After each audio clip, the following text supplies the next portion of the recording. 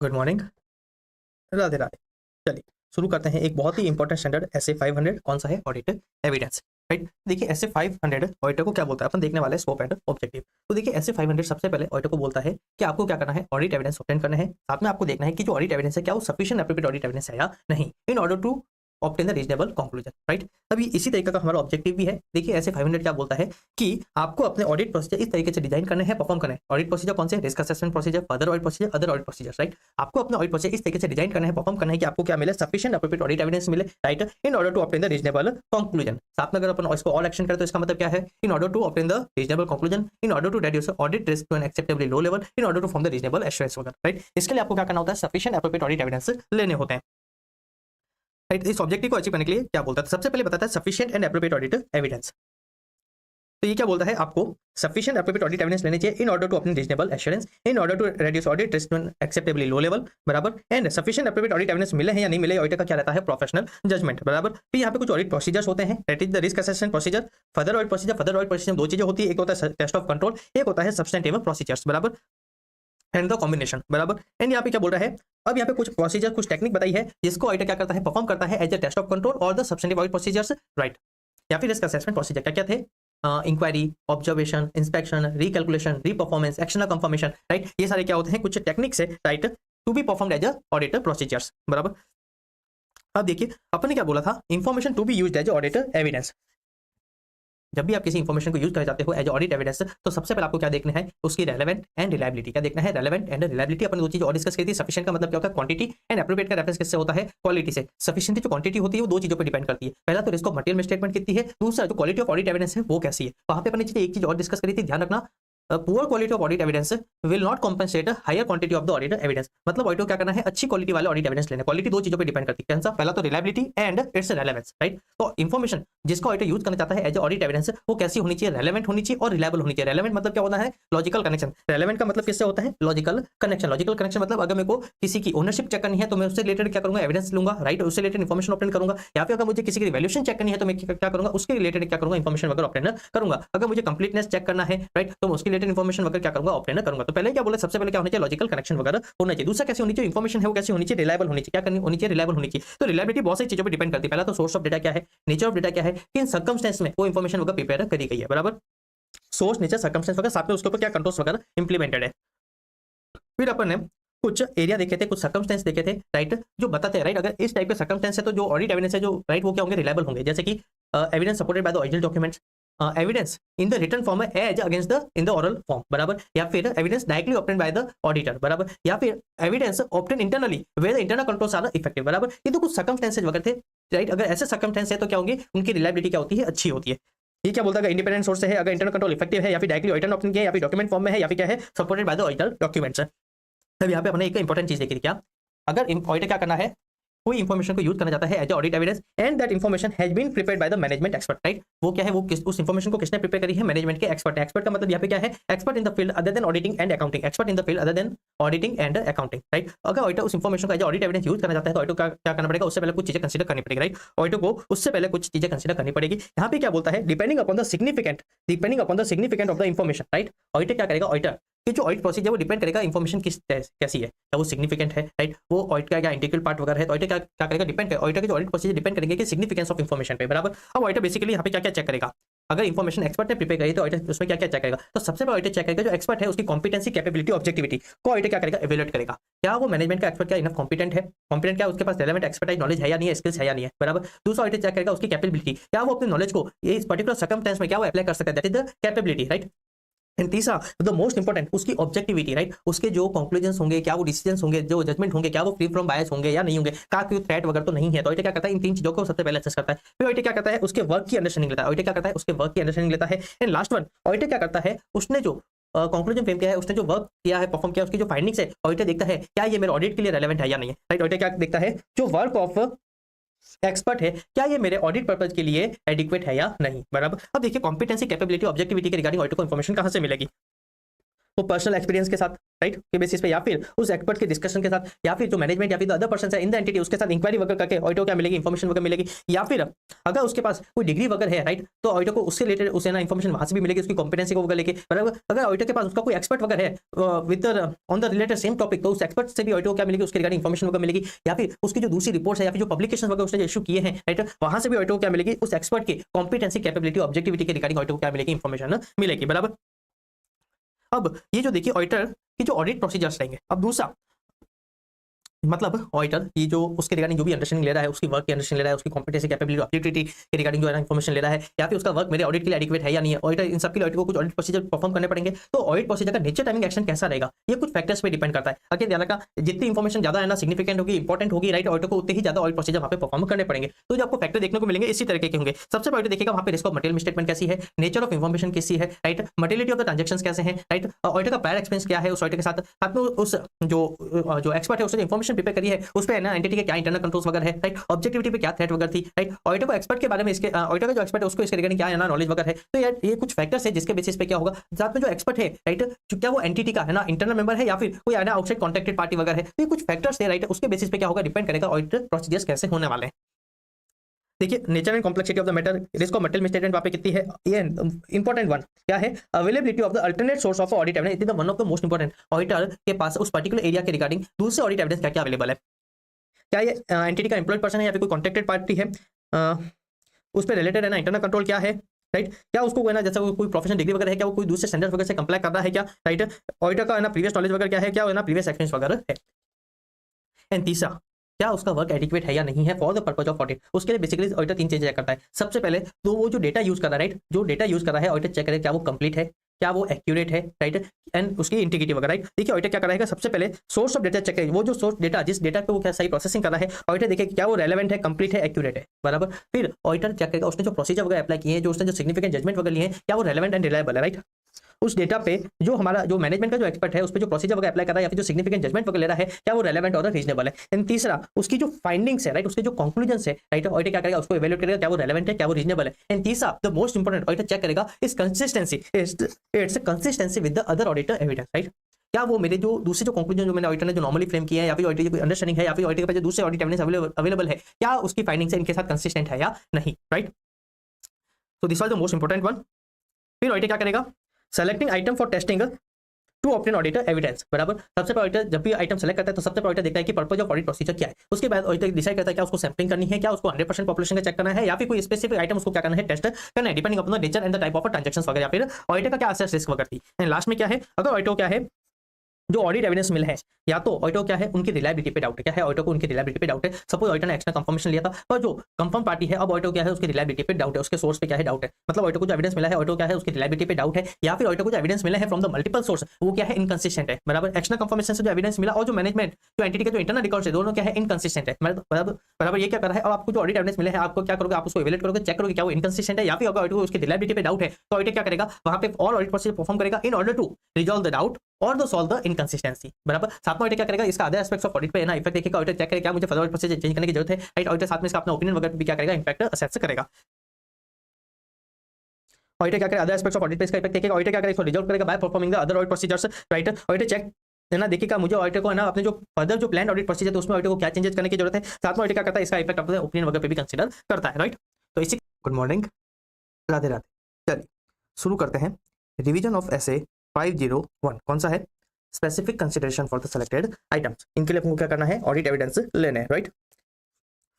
कौन सा है, audit evidence with respect to specific consideration for the selected items, मतलब कुछ सेलेक्टेड आइटम्स है, राइट, वहां पे भी कुछ स्पेसिफिक चीजों के रिगार्डिंग ऑडिटर को क्या लेने हैं, ऑडिट एविडेंस लेने हैं, राइट। तो ये देखिए ये क्या बोल रहा है एसए 501, ये बोलता है ऑडिटर को क्या करना है जो इन्वेंट्री है और जो लिटिगेशन एंड क्लेम है एंड जो सेगमेंट इंफॉर्मेशन है, राइट, इनके रिगार्डिंग ऑडिटर को क्या करना है सफिशिएंट एप्रोप्रिएट ऑडिट एविडेंस लेना है, राइट। इनके भी सब चीजों के रिगार्डिंग नहीं, जो पर्टिकुलर चीज ये स्टैंडर्ड बोल रहा है उनके रिगार्डिंग ऑडिटर को क्या करना है सफिशिएंट एप्रोप्रिएट ऑडिट एविडेंस लेना है। तो देखिए स्टैंडर्ड क्या बोलता है, ऑडिटर का ऑब्जेक्टिव क्या है।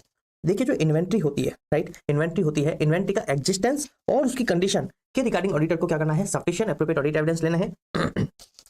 दूसरा जो लिटिगेशन एंड क्लेम्स है, राइट, लिटिगेशन एंड क्लेम्स है, राइट, उसकी कंप्लीटनेस के रिगार्डिंग भी ऑडिटर को क्या करना है सफिशिएंट एप्रोप्रिएट ऑडिट एविडेंस लेना है। बराबर, एंड जो segment information right if applicable on the entity, तो उसका जो प्रेजेंटेशन एंड डिस्क्लोजर है, उसका जो प्रेजेंटेशन एंड डिस्क्लोजर है क्या एज पर AFRF है या नहीं है, राइट उसके अकॉर्डिंग राइट उसके लिए भी ऑडिटर को क्या करना है, सफिशिएंट एप्रोप्रिएट ऑडिट एविडेंस लेना है, बराबर।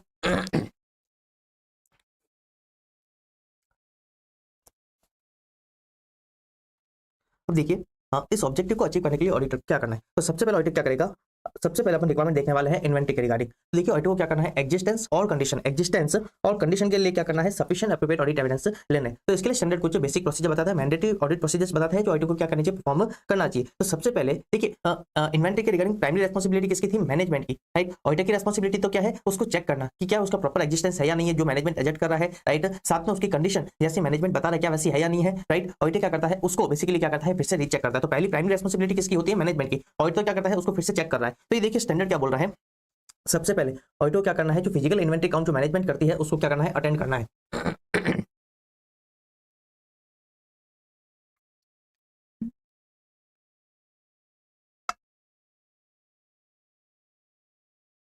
जो फिजिकल इन्वेंटरी काउंट मैनेजमेंट करती है ऑडिटर को क्या करना है, उसको अटेंड करना है, राइट। क्यों अटेंड करना है, हमारा ऑब्जेक्टिव क्या था, हमको क्या करनी है, उसकी एग्जिस्टेंस एंड कंडीशन देखनी, क्या करनी है, एग्जिस्टेंस एंड कंडीशन देखनी है। तो इसके लिए क्या बोल रहा है, प्राइमरी रेस्पॉन्सिबिलिटी किसकी है, मैनेजमेंट की, बराबर। तो सबसे पहले आप क्या करोगे, मैनेजमेंट के इंस्ट्रक्शन देखोगे, मैनेजमेंट के क्या इंस्ट्रक्शन है, मैनेजमेंट किस तरीके से काउंट करता है, बराबर। दूसरा सबसे पहले क्या बोल रहा है, unless impracticable auditor shall attend physical inventory count to evaluate management instruction regarding the physical inventory, बराबर। फिर आप क्या करोगे, ऑब्जर्व करोगे, मैनेजमेंट ने इंस्ट्रक्शन तो दे दिए, अब जो उनके जो एम्प्लॉय जो इस इंस्ट्रक्शन को कैरी आउट करेंगे, राइट, ऑडिटर क्या करेगा, उनको ऑब्जर्व करेगा। तो देखिए एक हिसाब से इंस्ट्रक्शन क्या हो गया, इंटरनल कंट्रोल्स हो गए, मैनेजमेंट ने क्या है ना एस्टेब्लिश किए, right, for proper recording of the inventory, बराबर। मैनेजमेंट उसमें क्या करेगी, उनकी कंडीशंस भी देखेगी, उनकी नंबर ऑफ यूनिट्स वगैरह भी देखेगी, राइट। डिफरेंट स्टेजेस में क्या होती है, इन्वेंट्री होती है, तो उन सब की क्या होती है, सेपरेट है ना काउंटिंग वगैरह होती है। साथ में जो इन्वेंट्री को हैंडल करता है, राइट, ऑफकोर्स क्या करेगा, वो उसके ना काउंटिंग वगैरह नहीं करेगा, राइट, उसकी रेस्पॉन्सिबिलिटी है ना उसके पास से नहीं होगी। तो ये क्या होते हैं, बेसिक कुछ जनरल डिस्क है ना इंस्ट्रक्शन वगैरह होते हैं, बराबर। तो एक तो मैनेजमेंट के इंस्ट्रक्शन देखेगा ऑडिटर, दूसरा क्या करेगा, वो एम्प्लॉय जो इंस्ट्रक्शन को है ना कैरी आउट करेंगे, ऑडिटर क्या करेगा, एक तो उनको ऑब्जर्व करेगा, फिर ऑडिटर क्या करेगा, फिजिकली, राइट, खुद पर्सनली क्या करेगा, सैम्पलिंग बेसिस पे कुछ है ना इन्वेंटरी को क्या करेगा, इंस्पेक्ट करेगा। इंस्पेक्ट क्यों करेगा, ऑडिटर क्या करनी है, उसकी कंडीशन देखनी है, उसकी क्या कंडीशन है, क्योंकि अगर कंडीशन डेटेड होती है तो उसके रिगार्डिंग अगेन क्या होता है, हमको अगेन है ना इन्वेंटरी की वैल्यू डिटरमाइन करनी होती है कि वैल्यू क्या है, बराबर। और ऑडिटर क्या करेगा, परफॉर्म टेस्ट काउंट। देखिए क्या होता है, बड़ी बड़ी एंटिटी में बहुत सारे बॉक्सेज में क्या होता है, मल्टीपल आइटम्स रखे जाते हैं, ऑडिटर क्या करता है, बॉक्सेज की काउंटिंग करता है, राइट। बॉक्सेज में जो इंडिविजुअल आइटम्स होते हैं, ऑडिटर क्या करता है, सैंपल बेसिस पे उनकी भी काउंटिंग करता है, राइट। एंड जो हमारा एनालिटिकल प्रोसीजर्स होता है या फिर जो एक्सपेक्टेशन होती है, जितने भी बॉक्सेज होते हैं, ऑडिटर क्या करता है, उसके अकॉर्डिंग क्या करता है, एक टोटल है ना नंबर ऑफ यूनिट्स क्या करता है, एस्टिमेट करता है। तो ऑडिटर को क्या करना है, सबसे पहले एग्जिस्टेंस एंड कंडीशन के लिए कुछ बेसिक प्रोसीजर्स दिए हुए, क्या ऑडिटर को क्या करना है, सबसे पहले जो मैनेजमेंट का जो इन्वेंटरी काउंट प्रोसीजर्स है, ऑडिटर क्या करेगा, एक तो उसको देखेगा, राइट। फिर जो एम्प्लॉय उसको कैरी आउट कर रहे हैं, ऑडिटर क्या करेगा, उनके वर्क को ऑब्जर्व करेगा। ऑडिटर फिर खुद ही क्या करेगा, कुछ इन्वेंटरी को इंस्पेक्ट करेगा, राइट। क्यों करेगा, क्योंकि उसको उसकी कंडीशन देखनी है। और ऑडिटर क्या करेगा, कुछ काउंटिंग भी करेगा।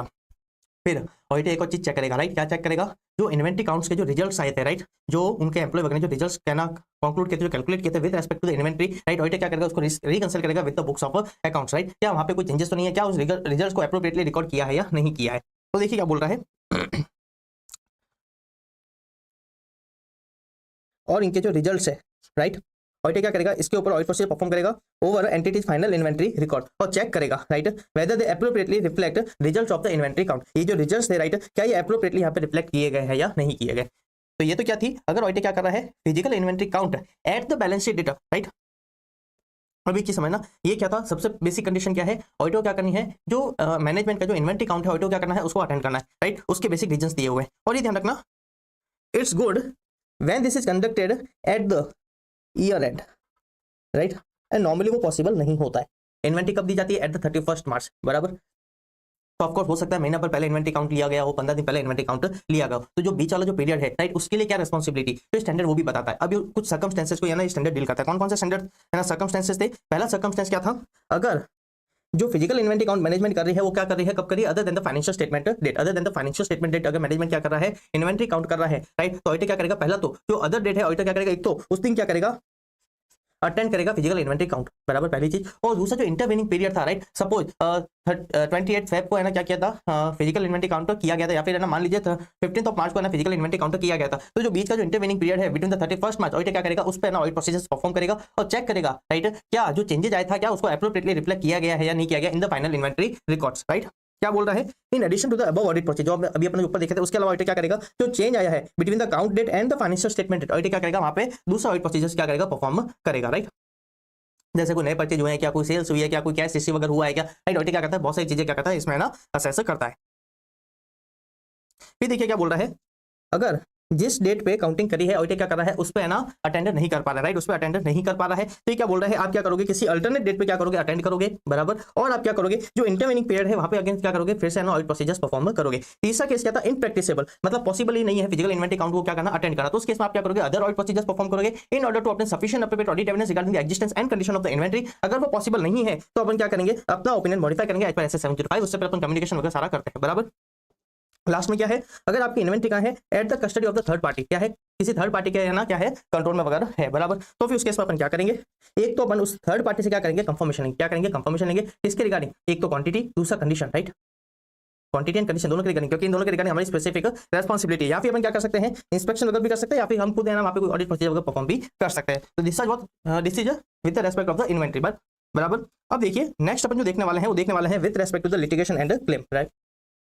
अब लिटिगेशन और क्लेम है उसके रिगार्डिंग ऑडिटर की क्या रिस्पांसिबिलिटी है, उसकी कंप्लीटनेस के रिगार्डिंग, राइट, क्या जितने भी लिटिगेशन है क्लेम से एंटिटी पे है, राइट, जिसमें एंटिटी इन्वॉल्व है, राइट, क्या उसका सबका रिकॉर्ड एंटिटी ने किया है या नहीं किया, अगर डिस्क्लोजर देना था तो क्या उसका डिस्क्लोजर दिया नहीं दिया, अगर उसको फाइनेंशियल स्टेटमेंट अगर उसको रिकॉर्ड करना था, राइट, एज ए लाइबिलिटी या फिर उसको कोई प्रोविजन वगैरह बनाना था तो क्या एंटिटी ने उसको रिकॉर्ड किया है या नहीं किया, राइट। तो ऑडिटर क्या करता है, सबसे पहले ऑडिट प्रोसीजर परफॉर्म करता है और चेक करता है जो हमारी लिटिगेशन एंड क्लेम थे क्या इसके रिगार्डिंग डिस्को बटन स्टेटमेंट है या फिर कोई ऐसा सर्कमस्टेंस वगैरह है जो इंडिकेट करता है कि दूसरे लिटिगेशन क्लेम्स वगैरह भी हो सकते हैं। यहाँ पर मैंने देखा था ये जो स्टैंडर्ड बताता है वो तो प्रोसीजर करते थे, पर अपने जो 250 में जो प्रोसीजर परफॉर्म किया था, राइट, ऑडिटर क्या करता है उनको भी कंसीडर करता है, उनके रिजल्ट्स को भी, बराबर। एक मेनली अपन क्या करेंगे, राइट, इसको मटेरियल स्टेटमेंट कर रहे हैं, देखिए एक तो अपन क्या करेंगे, इंक्वायरी करेंगे किसकी, मैनेजमेंट की वगैरह, राइट। अगर आपको कोई पता है, right, with respect to litigation claim, आप क्या करिए हमको उसके बारे में बताइए। दूसरा जो सिग्निफिकेंट सोर्स होता है वो कौन सा होता है, मिनट्स ऑफ मीटिंग, अपन क्या करेंगे उसके जो उसको क्या करेंगे, रिव्यू करेंगे, राइट, वहां से अपन को क्या मिलेगी, रेलेवेंट इंफॉर्मेशन मिलेगी। एंड तीसरा जो मोस्ट इंपॉर्टेंट कौन सा, लीगल एक्सपेंस अकाउंट, राइट, अपन उसको भी क्या करेंगे, रिव्यू करेंगे, मतलब उसको भी क्या करेंगे, रिव्यू करेंगे। अब ऑडिटर को लगता है क्या लिटिगेशन क्लेम उसके रिगार्डिंग क्या है, रिस्क ऑफ मटेरियल मिसस्टेटमेंट है या फिर दूसरे लिटिगेशन क्लेम वगैरह हो सकते हैं, तो उस केस में ऑडिटर क्या करेगा, उस केस में ऑडिटर क्या करेगा, एंटिटी का जो एक्सटर्नल लीगल काउंसिल है, एंटिटी का जो एक्सटर्नल लीगल काउंसिल है उसके साथ क्या करेगा, डायरेक्ट कम्युनिकेशन करेगा, क्या करेगा, डायरेक्ट कम्युनिकेशन करेगा, बट कैसे, थ्रू एंटिटी। ऑडिटर क्या करेगा, डायरेक्टली, मतलब सरप्राइज एलिमेंट नहीं रखेगा, मैनेजमेंट को सरप्राइज में नहीं रखेगा, राइट, मैनेजमेंट का इन्वॉल्वमेंट इसको करेगा, राइट, दैट मतलब ये देखिए इन्फॉर्मेशन जो इंक्वायरी है इसको कौन पे करेगा, management, right, but as per the guidance of the audit, right, auditor क्या करेगा, उसको सुपरवाइज करेगा, ऑडिटर बताएगा आपको किस तरीके से प्रिपेयर करनी, फिर क्या करेगा, ऑडिटर उसको भेजेगा, बराबर। तो ध्यान रखना इसमें मैनेजमेंट को इन्वॉल्व करना क्या है जरूरी, राइट, आप मैनेजमेंट को है ना सरप्राइज में आप नहीं रख सकते। अब देखिए क्या बोल रहा है, however if management refuge, management आपको ना बोलता है कि आप एंटिटी का जो एक्सटर्नल लीगल काउंसिल है आप उसके साथ कम्युनिकेट नहीं कर सकते, या फिर एंटिटी का जो एक्सटर्नल लीगल काउंसिल है, राइट, वो आपको है ना रेस्पॉन्डर नहीं करता, आपने उसको इंक्वायरी करी, कंफर्मेशन लिया पर आपको वो रेस्पॉन्डर नहीं कर रहा है, बहुत सारे रीजंस हो सकते हैं, बराबर। और ध्यान रखना मैनेजमेंट का भी रेफ्यूजल ऑडिटर क्या करता है, बहुत सारी चीजों को लेकर कंसीडर वगैरह करता है। तो ये क्या बोल रहा है, अगर मैनेजमेंट क्या कर रहा है, रेफ्यूज कर रहा है, या फिर एंटिटी का जो लीगल काउंसिल है वो रहना रेस्पॉन्डर नहीं कर रहा है, तो उस केस में अपन क्या करेंगे, दूसरा ऑडिट प्रोसीजर परफॉर्म करेंगे इन ऑर्डर टू अपने सफिशिएंट अप्रोप्रिएट ऑडिट एविडेंस। अगर वो पॉसिबल नहीं है तो ऑडिटर क्या करेगा, अपना ओपिनियन क्या करेगा, मॉडिफाई करेगा, अपना ओपिनियन क्या करेगा, मॉडिफाई करेगा। साथ में अपन क्या करते हैं, जो मैनेजमेंट वगैरह होती है उसे रिटर्न रिप्रेजेंटेशन लेते हैं, क्या कहते हैं, रिटर्न रिप्रेजेंटेशन लेते हैं कि अगर जो आपको है ना लिटिगेशन क्लेम के बारे में पता है, आप क्या करें, आप उसके एक तो आप क्या करो, ऑडिटर को डिस्क्लोज कर रहे हो, साथ में आप क्या कर रहे हो, उसका एएफआर के अकॉर्डिंग आप क्या कर रहे हो, उसका प्रॉपर ट्रीटमेंट कर रहे हो।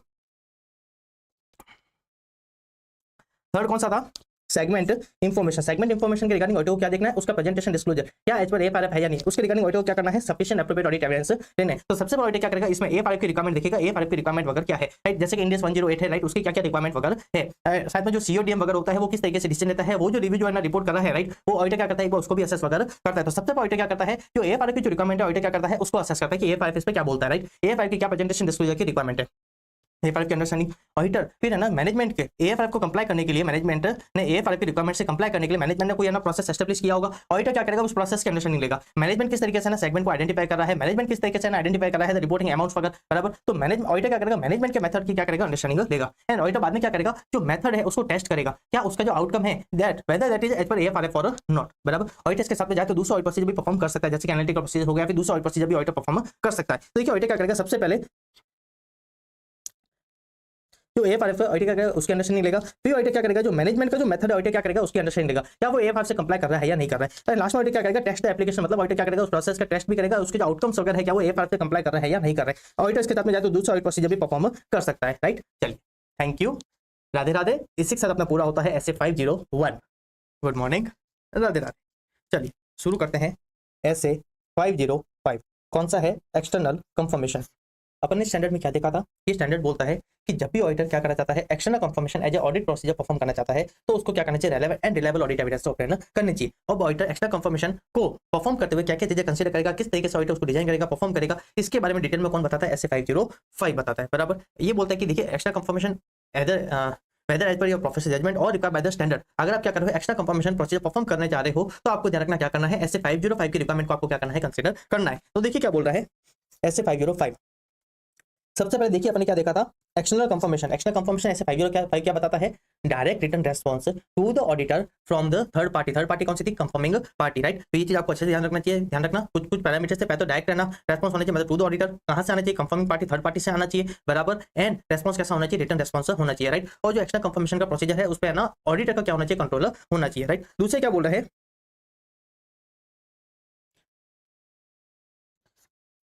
किस तरीके से ऑडिटर एक्शनल कंफर्मेशन प्रोसीजर को डिजाइन परफॉर्म करेगा, ये कौन बताता है, ऐसे 505। अब देखिए ऑडिटर का ऑब्जेक्टिव क्या है, while designing the external confirmation, right, while designing and performing external confirmation, auditor need to obtain a relevant and reliable auditor evidence, बराबर। तो इस ऑब्जेक्टिव को अचीव करने के लिए प्रॉपर डिजाइनिंग हो, उसका प्रॉपर परफॉर्मेंस वगैरह हो, इसके लिए स्टैंडर्ड क्या बता रहा है, कुछ रिक्वायरमेंट वगैरह बता रहा है। तो सबसे पहले स्टैंडर्ड बताता है एक्सटर्नल कंफर्मेशन प्रोसीजर। क्या बताता है, एक्सटर्नल कंफर्मेशन प्रोसीजर, राइट। तो उसमें स्टैंडर्ड क्या बोलता है ऑडिटर को, स्टैंडर्ड क्या बोलता है ऑडिटर को कि देखिए ऑडिटर सबसे पहले आपको क्या करना है, आपको डिटरमाइन करनी है इन्फॉर्मेशन टू बी ऑब्टेन्ड, आपको कौन से इन्फॉर्मेशन के रिगार्डिंग क्या चाहिए, एविडेंस चाहिए, राइट। डायरेक्टर्स के बैलेंस के रिगार्डिंग एविडेंस चाहिए, या फिर कोई कॉन्ट्रैक्ट के टर्म्स एंड कंडीशंस को लेकर आपको क्या चाहिए, एविडेंस वगैरह चाहिए, बराबर। तो सबसे पहले आपको साथ में एडजस्टमेंट्स वगैरह क्या थी, राइट, आप क्या करोगे, उसको कंसीडर करोगे information to be obtained, right. सबसे पहले आप उसको डिटरमाइन करोगे, फिर आप दूसरा डिटरमाइन करोगे उसके अकॉर्डिंग पार्टी कौन सी ऐसी पार्टी है, राइट, जो मेरे को रिलेवेंट इन्फॉर्मेशन दे सकती है। वही पार्टी दे सकती है जो जो जिसको है ना, उसके जिस इन्फॉर्मेशन के बारे में उसको क्या है, नॉलेज है, वही पार्टी हमको रिलेवेंट इन्फॉर्मेशन दे सकती है। उस पार्टी के अपन क्या करते हैं, ऑब्जेक्टिविटी वगैरह को भी कंसीडर करते हैं, उसकी एबिलिटी वगैरह को भी अपन क्या करते हैं, कंसीडर करते हैं। एक बार अपने इन्फॉर्मेशन आइडेंटिफाई कर दी, पार्टी को है ना अपन आइडेंटिफाई कर दिया कि आपको इस इन्फॉर्मेशन रिगार्डिंग एविडेंस चाहिए और ये पार्टी से आपको क्या मिलेगी, इन्फॉर्मेशन मिलेगी। तो उसके बाद अपन क्या करेंगे, अपनी जो कंफर्मेशन रिक्वेस्ट है अपन क्या करेंगे, उसको डिजाइन करेंगे। कंफर्मेशन रिक्वेस्ट डिजाइन करते हुए ऑडिटर को बहुत चीजें ध्यान रखनी चाहिए, क्योंकि इसका डायरेक्ट इफेक्ट जाता है हमारे relevance and reliability of the audit evidence obtained by the obtained through the external confirmation. और जो हमारे जो रेस्पॉन्स रेट होता है वो भी क्या होता है, सिग्निफिकेंटली अफेक्ट करता है as per our layout of the request. तो सबसे पहले जब भी ऑडिटर क्या करेगा, अपनी रिक्वेस्ट को डिजाइन करेगा, राइट। सबसे पहले जब भी ऑडिटर अपनी कंफर्मेशन रिक्वेस्ट को डिजाइन करेगा, ऑडिटर कुछ चीजें कंसीडर करेगा, राइट। ऑडिटर क्या करेगा, कुछ चीजों को कंसीडर करेगा। पहला तो रिस्क ऑफ मटेरियल मिसस्टेटमेंट क्या है, राइट, किस टाइप का एडजस्टमेंट्स है, बराबर। साथ में लेआउट वगैरह क्या होना चाहिए, बराबर। मोड ऑफ कम्युनिकेशन क्या होना चाहिए, साथ में रिटर्न इन्फॉर्मेशन भी उसके अंदर क्या होनी चाहिए, स्पेसिफिकली होनी चाहिए। क्योंकि अगर रिटर्न इन्फॉर्मेशन नहीं है, राइट, तो डायरेक्टली कैसे ऑडिटर को सेंड करेगा, बराबर। ऑडिटर फिर ना वापस से क्या होता है, फॉलो वगैरह के रिगार्डिंग क्या होती है, प्रॉपर इन्फॉर्मेशन इसमें इंक्लूड करता है। साथ में ऑडिटर क्या करता है, लैंग्वेज को भी कंसीडर करता है, राइट, क्योंकि लैंग्वेज भी क्या होती है, बहुत ज्यादा है ना अफेक्ट करती है response rate. And the mode of communication also the one of the important चीज। साथ में ऑडिटर क्या करता है, अपना प्रायर एक्सपीरियंस वगैरह होता है, ऑडिटर क्या करता है, उसको भी कंसीडर करता है। एक बार अपन क्या क्या कंफर्मेशन रिक्वेस्ट क्या करेंगे, डिजाइन करेंगे, तो अपन क्या करेंगे, लास्ट में उसको भेज देंगे किसको, कंफर्मिंग पार्टी को। साथ में अपन उसके रिगार्डिंग डालेंगे, तो फॉलो अप रिक्वेस्ट के बारे में अपन क्या करेंगे, उसके अंदर चीजें डाल देंगे। अब यहाँ पे अपने स्पेशल केस देखा था, कौन सा, मैनेजमेंट रेफ्यूजल। अगर मैनेजमेंट क्या कर रहा है, ऑडिटर को ना बोल रहा है किसके रिगार्डिंग, एक्सटर्नल कंफर्मेशन के रिगार्डिंग, किसके रिगार्डिंग, एक्सटर्नल कंफर्मेशन के रिगार्डिंग। तो सबसे पहले ऑडिटर क्या करेगा, मैनेजमेंट का जो रेफ्यूजल है, ऑडिटर क्या करेगा, उनसे रीजन पूछेगा कि आप क्या क्यों ना बोल रहे हो, राइट। ऑडिटर देखिएगा उनके जो रीजन है क्या वो वैलिड है, क्या वो रीजनेबल है, राइट। मान लीजिए कोई डिस्प्यूट चल रहा है या फिर कोई नेगोशिएशन वगैरह चल रहा है, राइट, जो हो सकता है ट्रांजेक्शन को क्या कर सकता है, इंपैक्ट कर सकता है, राइट। वो क्या कर सकता है, पर्टिकुलर सर्कमस्टेंस को क्या कर सकता है, एडवर्सली अफेक्ट कर सकता है, there might be possibility, right. तो सबसे पहले ऑडिटर क्या करेगा, मैनेजमेंट के रीजंस देखेगा, बराबर। दूसरा ऑडिटर देखेगा anti of other audit procedures, right, मेरे अदर एस्पेक्ट्स ऑफ ऑडिट पे इसका क्या इफेक्ट है, रिस्क ऑफ मटेरियल मिसस्टेटमेंट पे क्या इफेक्ट है, फ्रॉड रिस्क पे क्या इफेक्ट है, बराबर। मेरे को क्या फर्दर प्लान ऑडिट प्रोसीजर में इसमें चेंज करने की जरूरत है, बराबर। और अब इसके साथ ऑडिटर एक्शनल कंफर्मेशन परफॉर्म नहीं कर सकता, तो उस केस में ऑडिटर क्या करेगा, अल्टरनेट ऑडिट प्रोसीजर परफॉर्म करेगा in order to obtain relevant and reliable audit evidence. अब अगर ऑडिटर को लगता है, अगर ऑडिटर कंक्लूड करता है क्या कि जो मैनेजमेंट का जो रेफ्यूजल है वो क्या है, अनरीजनेबल है, मैनेजमेंट को रीजन है वो वैलिड नहीं है, या फिर जो अदर ऑडिट प्रोसीजर है उसके बेसिस पे मुझे सफिशिएंट एप्रोप्रिएट ऑडिट एविडेंस नहीं मिलेंगे, सफिशिएंट एप्रोप्रिएट ऑडिट एविडेंस नहीं मिलेंगे। तो देखिए मैनेजमेंट अलाउ नहीं कर रहा है, तो इसके ये एक सिग्निफिकेंट मैटर है जिसका इफेक्ट ऑडिटर के ओपिनियन पे भी जा सकता है। तो ऑडिटर क्या करेगा, एक तो इसको टीसीडब्ल्यूजी को कम्युनिकेट करेगा, क्या करेगा, टीसीडब्ल्यूजी को कम्युनिकेट करेगा। दूसरा ऑडिटर क्या करेगा, इसका इफेक्ट देखेगा on the other aspects of audit and most important the opinion part of the audit. Auditor के ओपिनियन पे है ना इसका क्या इंपैक्ट है।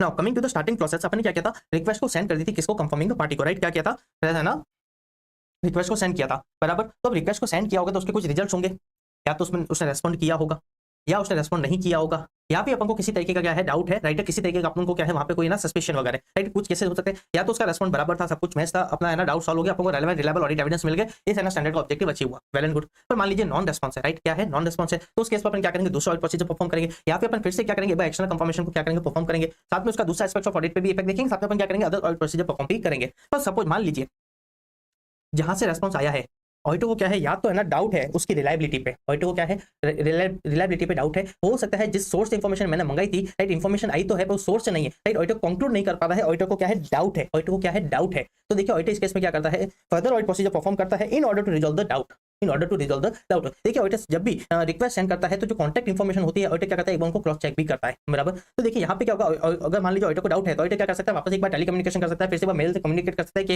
ये क्या, ये जो रेस्पॉन्स आपने भेजा है, राइट, क्या आपने ये रेस्पॉन्स भेजा था, क्या आपने ये है ना कंफर्मेशन कंफर्म किया है। तो ऑडिटर क्या कर सकता है, एक बार फिर से है ना कंफर्म कर सकता है उसकी है ना डाउट को सॉल्व करने के लिए। तो मान लीजिए ऑडिटर कंक्लूड करता है कि जो सोर्स है, राइट, ये जो रेस्पॉन्स मुझे आया ये क्या है, रिलायबल नहीं है, बराबर। मान लीजिए जिस बिजनेस एड्रेस पे मैंने है ना वो एक्सटर्नल कंफर्मेशन भेजा था, बराबर, अब मुझे पता चलता है कि वहां पे तो वो बिजनेस ही नहीं है, राइट, वो तो शट डाउन हो चुका है, बराबर, या फिर उनका रजिस्ट्रेशन कैंसिल हो चुके हैं, बराबर। तो अब यहाँ पे ऑडिटर को लगता है ये जो मुझे रेस्पॉन्स आया है कहाँ से आया है, ऑडिटर को क्या उस कंक्लूड है, ऑडिटर को लगता है कि है ना जो मुझे रेस्पॉन्स आया वो क्या है, नॉट रिलायबल है। तो ऑडिटर क्या करेगा, एक तो रिस्क ऑफ मटेरियल मिसस्टेटमेंट पर उसका है ना इंपैक्ट देखेगा, साथ में जो फ्रॉड रिस्क पे उस पे भी है ना इसका क्या करेगा, इंपैक्ट वगैरह देखेगा। Entry of other audit procedure, plan further audit procedure होता है, ऑडिटर क्या करेगा उस पे भी इसका इंपैक्ट वगैरह देखेगा। अगर नॉन रेस्पॉन्स आता है तो उसके इसमें ऑडिटर क्या करेगा, अदर ऑडिट प्रोसीजर परफॉर्म करेगा in order to obtain relevant and reliable audit evidence.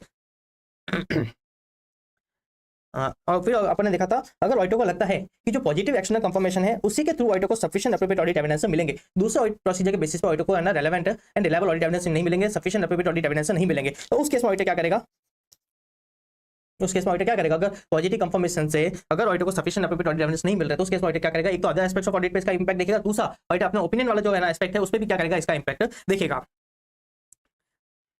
फिर क्या बोल रहा है, अगर एक्सेप्शन क्या करते हैं, आइडेंटिफाई होते हैं, और ऑडिटर क्या होते हैं, एक्सेप्शन आइडेंटिफाई होते हैं, तो ऑडिटर क्या करेगा, इवैल्यूएट करेगा, चेक करेगा क्या यहाँ पे मिसस्टेटमेंट है या नहीं, ऑडिटर चेक करेगा, evaluate the audit evidence obtained, auditor check करेगा क्या उसको relevant and reliable audit evidence मिले हैं और क्या फर्दर ऑडिट प्रोसीजर्स रिक्वायर्ड है, right, in order to obtain the objective of the SA 505। अब यहाँ पे अपन ने दो कंसेप्ट देखे थे, कौन सा, एक तो पॉजिटिव कंफर्मेशन, एक अपने देखा था नेगेटिव कंफर्मेशन। पॉजिटिव कंफर्मेशन क्या था, पॉजिटिव कंफर्मेशन के केस में जो रेस्पॉन्डिंग पार्टी होती है वो इंफॉर्मेशन जिसके रिगार्डिंग अपन कंफर्मेशन ले रहे हैं वो उससे एग्री करे या नहीं करे, राइट, एग्री करे या डिसएग्री करे, उसको क्या करना होता है, रेस्पॉन्ड करना होता है, बराबर। पॉजिटिव कंफर्मेशन में क्या होता है, रेस्पॉन्स जरूरी है।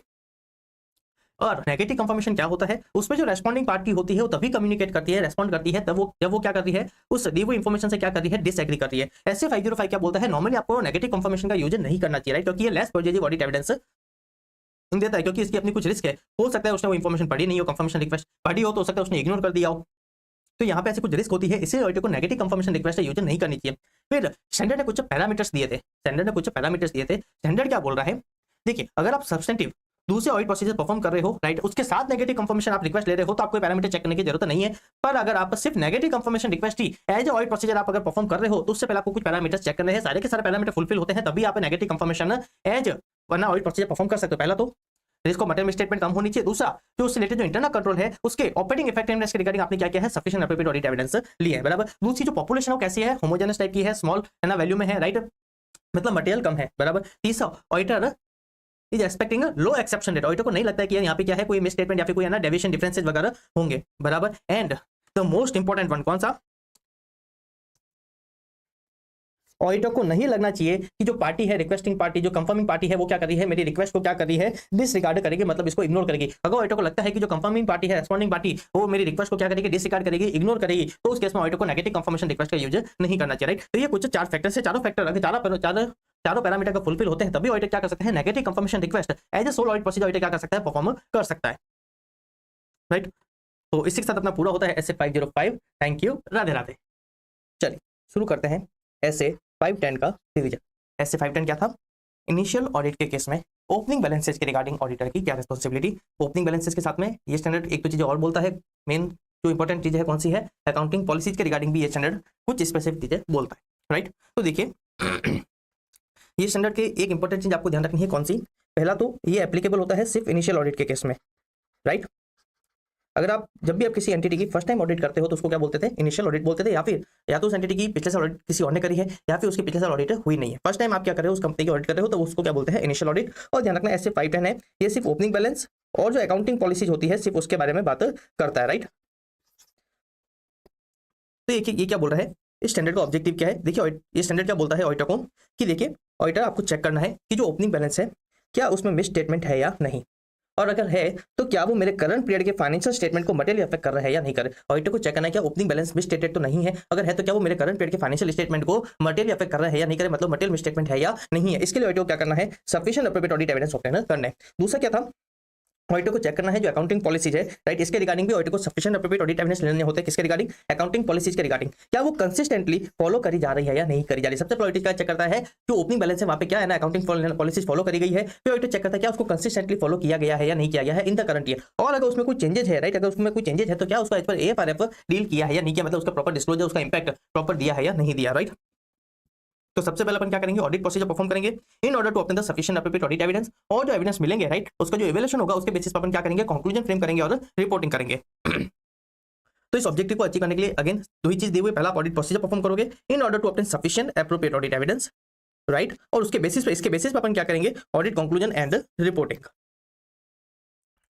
तो देखिए सबसे पहले अपन ऑडिट प्रोसीजर परफॉर्म करेंगे with respect to opening balance. उसके लिए अपन क्या करेंगे, सबसे पहले जो लेटेस्ट फाइनेंशियल स्टेटमेंट अवेलेबल है, सबसे पहले ऑडिटर क्या करेगा, उसको रेफर करेगा। क्या करेगा, जो most recent financial statement available है ऑडिटर क्या करेगा, उसको रेफर करेगा, including the predecessor auditor report if available, in order to identify the opening balances, बराबर। फिर ऑडिटर को क्या काम करना है, ऑडिटर को चेक करना है क्या उसमें मिस स्टेटमेंट है या नहीं, राइट। तो obtain sufficient appropriate audit evidence regarding miss statement by performing the auditor procedures, right. तो सबसे पहले क्या करेगा, जो प्रायर पीरियड के जो क्लोजिंग बैलेंस था क्या उसको करेक्टली ब्रॉड फॉरवर्ड किया है या नहीं किया है, राइट, क्या उसको करेक्टली ब्रॉड फॉरवर्ड किया है या नहीं किया, पहली चीज। दूसरा ऑडिटर क्या करेगा, चेक करेगा क्या जो अकाउंटिंग पॉलिसी है क्या उसको एप्रोप्रिएटली फॉलो किया जा रहा है या नहीं किया जा रहा है, क्या उसको कंसिस्टेंटली फॉलो किया जा रहा है या नहीं किया जा रहा है। और ऑडिटर क्या करेगा, वन और more of the following, auditor क्या करेगा, कुछ प्रोसीजर्स भी परफॉर्म करेगा, जैसे कि अगर ऑडिटेड फाइनेंशियल स्टेटमेंट अवेलेबल है तो ऑडिटर क्या करेगा, उसको रेफर करेगा, राइट, या फिर जो प्रेडेसेसर ऑडिटर रिपोर्ट है ऑडिटर क्या करेगा, उसको भी रेफर करेगा, या फिर कोई अदर रेलेवेंट डॉक्यूमेंट्स वगैरह है ऑडिटर क्या करेगा, उसको भी रेफर करेगा, राइट। दूसरा ऑडिटर क्या बोलता है, स्टैंडर्ड क्या बोलता है, आपके जो करंट पीरियड के जो ऑडिट प्रोसीजर्स है, राइट, वो भी आपको क्या करेंगे, ओपनिंग बैलेंसेस के रिगार्डिंग आपको क्या कर सकते हैं, एविडेंस वगैरह देंगे, जैसे कि जो कंफर्मेशन वगैरह है, या फिर अपन जो बैकवर्ड जो ऑडिट प्रोसीजर वगैरह परफॉर्म करते हैं, बराबर। तो ये जो प्रोसीजर्स है, राइट, इसके बेसिस पे भी आपको क्या मिलेंगे, ऑडिट एविडेंस मिलेंगे रिगार्डिंग द ओपनिंग बैलेंस। अब एक बार ऑडिटर को क्या मिले, एविडेंस मिले, तो ऑडिटर क्या करेगा, चेक करेगा on the basis of the evidence obtained by the auditor. Auditor check करेगा क्या ओपनिंग बैलेंस में मिस स्टेटमेंट है या नहीं, और अगर है तो क्या ये मेरे करंट पीरियड के फाइनेंशियल स्टेटमेंट को अफेक्ट कर रहा है, राइट। और ऑडिटर क्या करेगा, उसका पोटेंशियल इफेक्ट देखेगा किस पे, अपने फाइनेंशियल स्टेटमेंट पे, राइट। क्या मेरे ये करंट पीरियड के फाइनेंशियल स्टेटमेंट को मटेरियली अफेक्ट कर रहा है या नहीं कर रहे, राइट। क्या ये मेरे करंट पीरियड के फाइनेंशियल स्टेटमेंट को मटेरियली मिसस्टेटेड कर रहा है या नहीं कर रहे, अगर कर रहे हैं तो हम क्या करेंगे, उसको कम्युनिकेट करेंगे विद TCWG एज पर ऐसे 4 ठीक है, आप क्या करिए, उसको कम्युनिकेट करना, उसको करेक्ट वगैरह करिए। दूसरे अपन ऑडिट प्रोसीजर परफॉर्म करेंगे with respect to the consistency of the accounting policy. अपन को क्या चेक करना है, अपन को चेक करना है क्या अकाउंटिंग पॉलिसी कंसिस्टेंटली फॉलो करी गई है या नहीं करी गई है, और अगर उसमें कोई चेंजेस है तो क्या उसको एज पर AFRF डील किया है या नहीं किया है। तो अपन चेक करें क्या वो कंसिस्टेंटली अप्लाई करी है, और अपन चेक करें क्या उसको एप्रोप्रिएटली डील किया है as per the applicable financial reporting framework. तीसरा क्या था, एक स्पेशल केस था, कौन सा था, प्रायर पीरियड के जो ऑडिटेड फाइनेंशियल स्टेटमेंट है वहां पे क्या है, मॉडिफिकेशन है। मान लीजिए वहां पे क्या था, कोई मिस स्टेटमेंट वगैरह थी या फिर कोई वीकनेस वगैरह थी, राइट, जिसके कारण क्या था, वह ना modification in the auditors opinion था। तो राइट, जो मॉडिफिकेशन जिस मैटर के रिगार्डिंग था, अपन क्या करेंगे, उस मैटर को इवैल्यूएट करेंगे while assessing the risk of a material misstatement, right. Auditor check करेंगे उस मैटर के कारण मेरे करंट पीरियड के फाइनेंशियल स्टेटमेंट में है ना मिस स्टेटमेंट होने के रिस्क वगैरह क्या है, राइट। अपन क्या करेंगे, सबसे पहले उसके ऊपर है ना क्या करेंगे, उसका इंपैक्ट इवैल्यूएट करेंगे, बराबर। अब एक बार अपन ऑडिट प्रोसीजर्स वगैरह परफॉर्म कर लिया, एविडेंस वगैरह कलेक्ट कर लिया, तो इसके बेसिस अपन क्या करेंगे, कंक्लूजन फ्रेम करेंगे और रिपोर्टिंग करेंगे। तो देखिए सबसे पहले ओपनिंग बैलेंस के रिगार्डिंग, ओपनिंग बैलेंस में या तो मिस स्टेटमेंट नहीं है, राइट, ऑडिटर कंक्लूड करेगा कि मिस स्टेटमेंट नहीं है, तो ऑल गुड, कोई प्रॉब्लम नहीं। पर मान लीजिए सपोज ऑडिटर को सफिशिएंट एप्रोप्रिएट ऑडिट एविडेंस नहीं मिले हैं with respect to opening balance, right, उस केस में क्या होगा, या तो जाएगा क्वालिफाइड ओपिनियन या जाएगा डिस्क्लेमर ऑफ ओपिनियन। यहाँ पे एडवर्स नहीं जाएगा क्योंकि हमने कंक्लूड नहीं कर पा रहे हैं, हमारे पास सफिशिएंट एप्रोप्रिएट ऑडिट एविडेंस नहीं है। दूसरा केस क्या है, अगर ऑडिटर को सफिशिएंट एप्रोप्रिएट ऑडिट एविडेंस मिलते हैं कि ओपनिंग बैलेंस में क्या है, मिस स्टेटमेंट है, और उसको है ना एप्रोप्रिएटली डील नहीं किया, हमने कहना कम्युनिकेट वगैरह भी किया था, राइट, मैनेजमेंट TCWG को आप क्या करिए, इसको करेक्ट करिए, फिर भी अगर वो करेक्ट नहीं करते हैं, राइट, और ऑडिटर के पास सफिशिएंट एप्रोप्रिएट ऑडिट एविडेंस है कि ओपनिंग बैलेंस में क्या है, मिस स्टेटमेंट है, जो मैं करंट पीरियड के फाइनेंशियल स्टेटमेंट को क्या कर रहे हैं, मटेरियली मिसस्टेटेड कर रहे हैं, तो उस केस में ऑडिटर क्या करेगा, अपने ओपिनियन को मॉडिफाई करेगा, या तो यहाँ पे जाएगा क्वालिफाइड या जाएगा एडवर्स। अगर परवेज वाला मैटर तो क्या जाएगा, एडवर्स ओपिनियन जाएगा। अब ऑडिटर सिमिलर चीज फॉलो करेगा in case of the consistency of the accounting policy. अगर ऑडिटर को सफिशिएंट एप्रोप्रिएट ऑडिट एविडेंस मिलते हैं कि या तो उनको कंसिस्टेंटली अप्लाई नहीं करी गई है, या फिर अगर कोई चेंजेस किया है तो उसको प्रॉपर्ली डील नहीं किया है एज पर द AFRF, तो उस केस में ऑडिटर क्या करेगा, अपना ओपिनियन मॉडिफाई करेगा, या तो क्वालिफाइड या फिर एडवर्स। अब एक अपन जो स्पेशल केस देखा था, कौन सा, अगर पिछले साल का जो ऑडिटर है, राइट, उसने क्या किया था, मॉडिफाइड ओपिनियन एक्सप्रेस किया था। एक तो अपने क्या किया, रिस्क ऑफ मटेरियल स्टेटमेंट पे उसका इंपैक्ट असेस किया था, बराबर। फिर अगर उसको अगर करंट पीरियड में अगर उससे प्रायर पीरियड वाला जो आइटम है, अगर मान लीजिए उसको करेक्ट कर दिया जाता है तो वेल एंड गुड। अगर करेक्ट नहीं करते हैं, राइट, अगर करेक्ट नहीं करते हैं तो ऑडिटर चेक करेगा क्या वो मैटर मेरे करंट पीरियड के फाइनेंशियल स्टेटमेंट के लिए रेलेवेंट और मटेरियल है, और अगर है उसको करेक्ट नहीं किया है तो ऑडिटर क्या करेगा, अपना ओपिनियन मॉडिफाई करेगा एज पर ऐसा 705 एंड द 710, राइट। चलिए, थैंक यू, राधे राधे। इसी के साथ अपना पूरा होता है ऐसे 510 initial audit opening balances. Good morning, Radhe Radhe. चलिए शुरू करते हैं revision of SA 530 audit sampling. तो देखिए SA 530 डील करता है ऑडिट सैम्पलिंग से। जब भी ऑडिटर डिसाइड करता है कि ऑडिटर को क्या करना है, ऑडिट सैंपलिंग करनी है, तो उस केस में उसको क्या करना होता है, एसए 530 से कंप्लाई करना होता है। एसए 530 साथ में डील करता है स्टैटिस्टिकल सैंपलिंग से, non statistical sampling in designing and selecting the auditor sample. मतलब क्लियर है कि अगर ऑडिटर क्या करना है, ऑडिट सैंपलिंग करना चाहता है, तो ऑडिटर को क्या करना है, उस केस में एसए 530 से कंप्लाई करना है।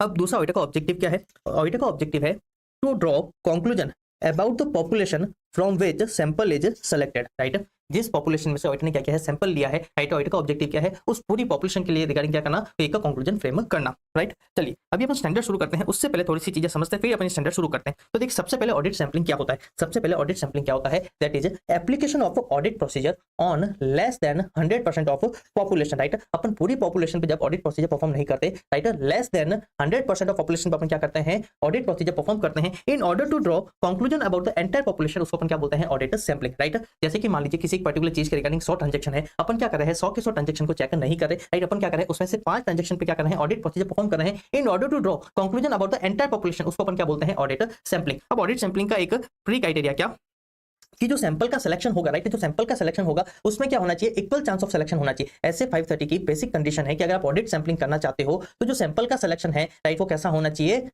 रैंडम सिलेक्शन होना चाहिए, राइट। जितने भी सैंपल है सबका इक्वल चांस ऑफ क्या होना चाहिए, सिलेक्शन होना चाहिए, राइट।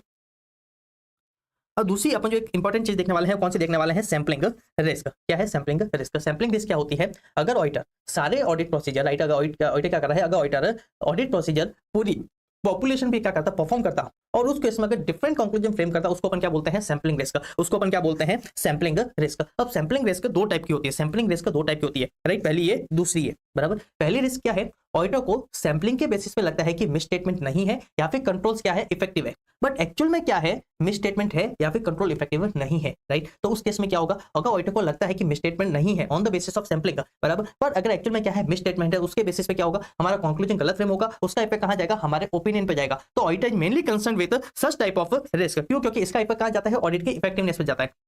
दूसरी टाइप की रिस्क क्या है, ऑडिटर को लगता है कि मिसस्टेटमेंट है, पर एक्चुअल में क्या है, मिसस्टेटमेंट नहीं है। सैंपलिंग के बेसिस पे ऑडिटर को लगता है कि मिसस्टेटमेंट है, पर एक्चुअल में मिसस्टेटमेंट नहीं है। तो उस केस में क्या होगा, ऑडिटर अपना क्या करेगा, कंक्लूजन फ्रेम करेगा, पर मैनेजमेंट क्या बोलेगा ऑडिटर को कि देखिए कोई भी मिसस्टेटमेंट नहीं है, सिर्फ ये जो 2-4 ट्रांजैक्शन है यहीं पे मिसस्टेटमेंट थी, पूरी पॉपुलेशन में क्या है, मिसस्टेटमेंट नहीं है। तो उस केस में ऑडिटर को क्या करना पड़ेगा, और है ना अदर ऑडिट प्रोसीजर परफॉर्म करने पड़ेंगे, राइट, तो in order to change his conclusion. तो उस केस में क्या होगा, ऑडिट की एफिशिएंसी पे क्या जाएगा, है ना, इफेक्ट जाएगा। मतलब हमको ज्यादा टाइम लगेगा ऑडिटर कंप्लीट करने में। क्यों? क्योंकि हमने पहला कंक्लूजन किया था, गलत फ्रेम किया था। तो जो सेकंड वाला जो है ना रिस्क है, वहां पे क्या होता है ना, हमारी टाइमिंग बढ़ जाती है, उसका इफेक्ट जाता है ऑडिट की एफिशिएंसी पे, पर उसका इफेक्ट ऑडिट के ओपिनियन पे नहीं जाएगा। इसलिए क्या है, auditor is concern with the first type of risk, जहां पे उसका इफेक्ट कहां जाता है, ऑडिटर के कंक्लूजन पे जाता है, राइट।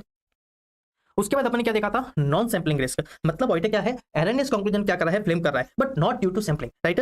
सैंपलिंग के कारण अगर ऑडिटर गलत है ना कंक्लूजन फ्रेम करता है, अगर सैंपलिंग के कारण अगर ऑडिटर गलत कंक्लूजन फ्रेम करता है, तो उसको अपन क्या बोलते हैं, सैंपलिंग रिस्क, राइट। अगर other than sampling, right, other than sampling के कारण ऑडिटर क्या कर रहा है, गलत कंक्लूजन फ्रेम करता है, तो उसको अपन क्या बोलते हैं, नॉन सैंपलिंग रिस्क, राइट।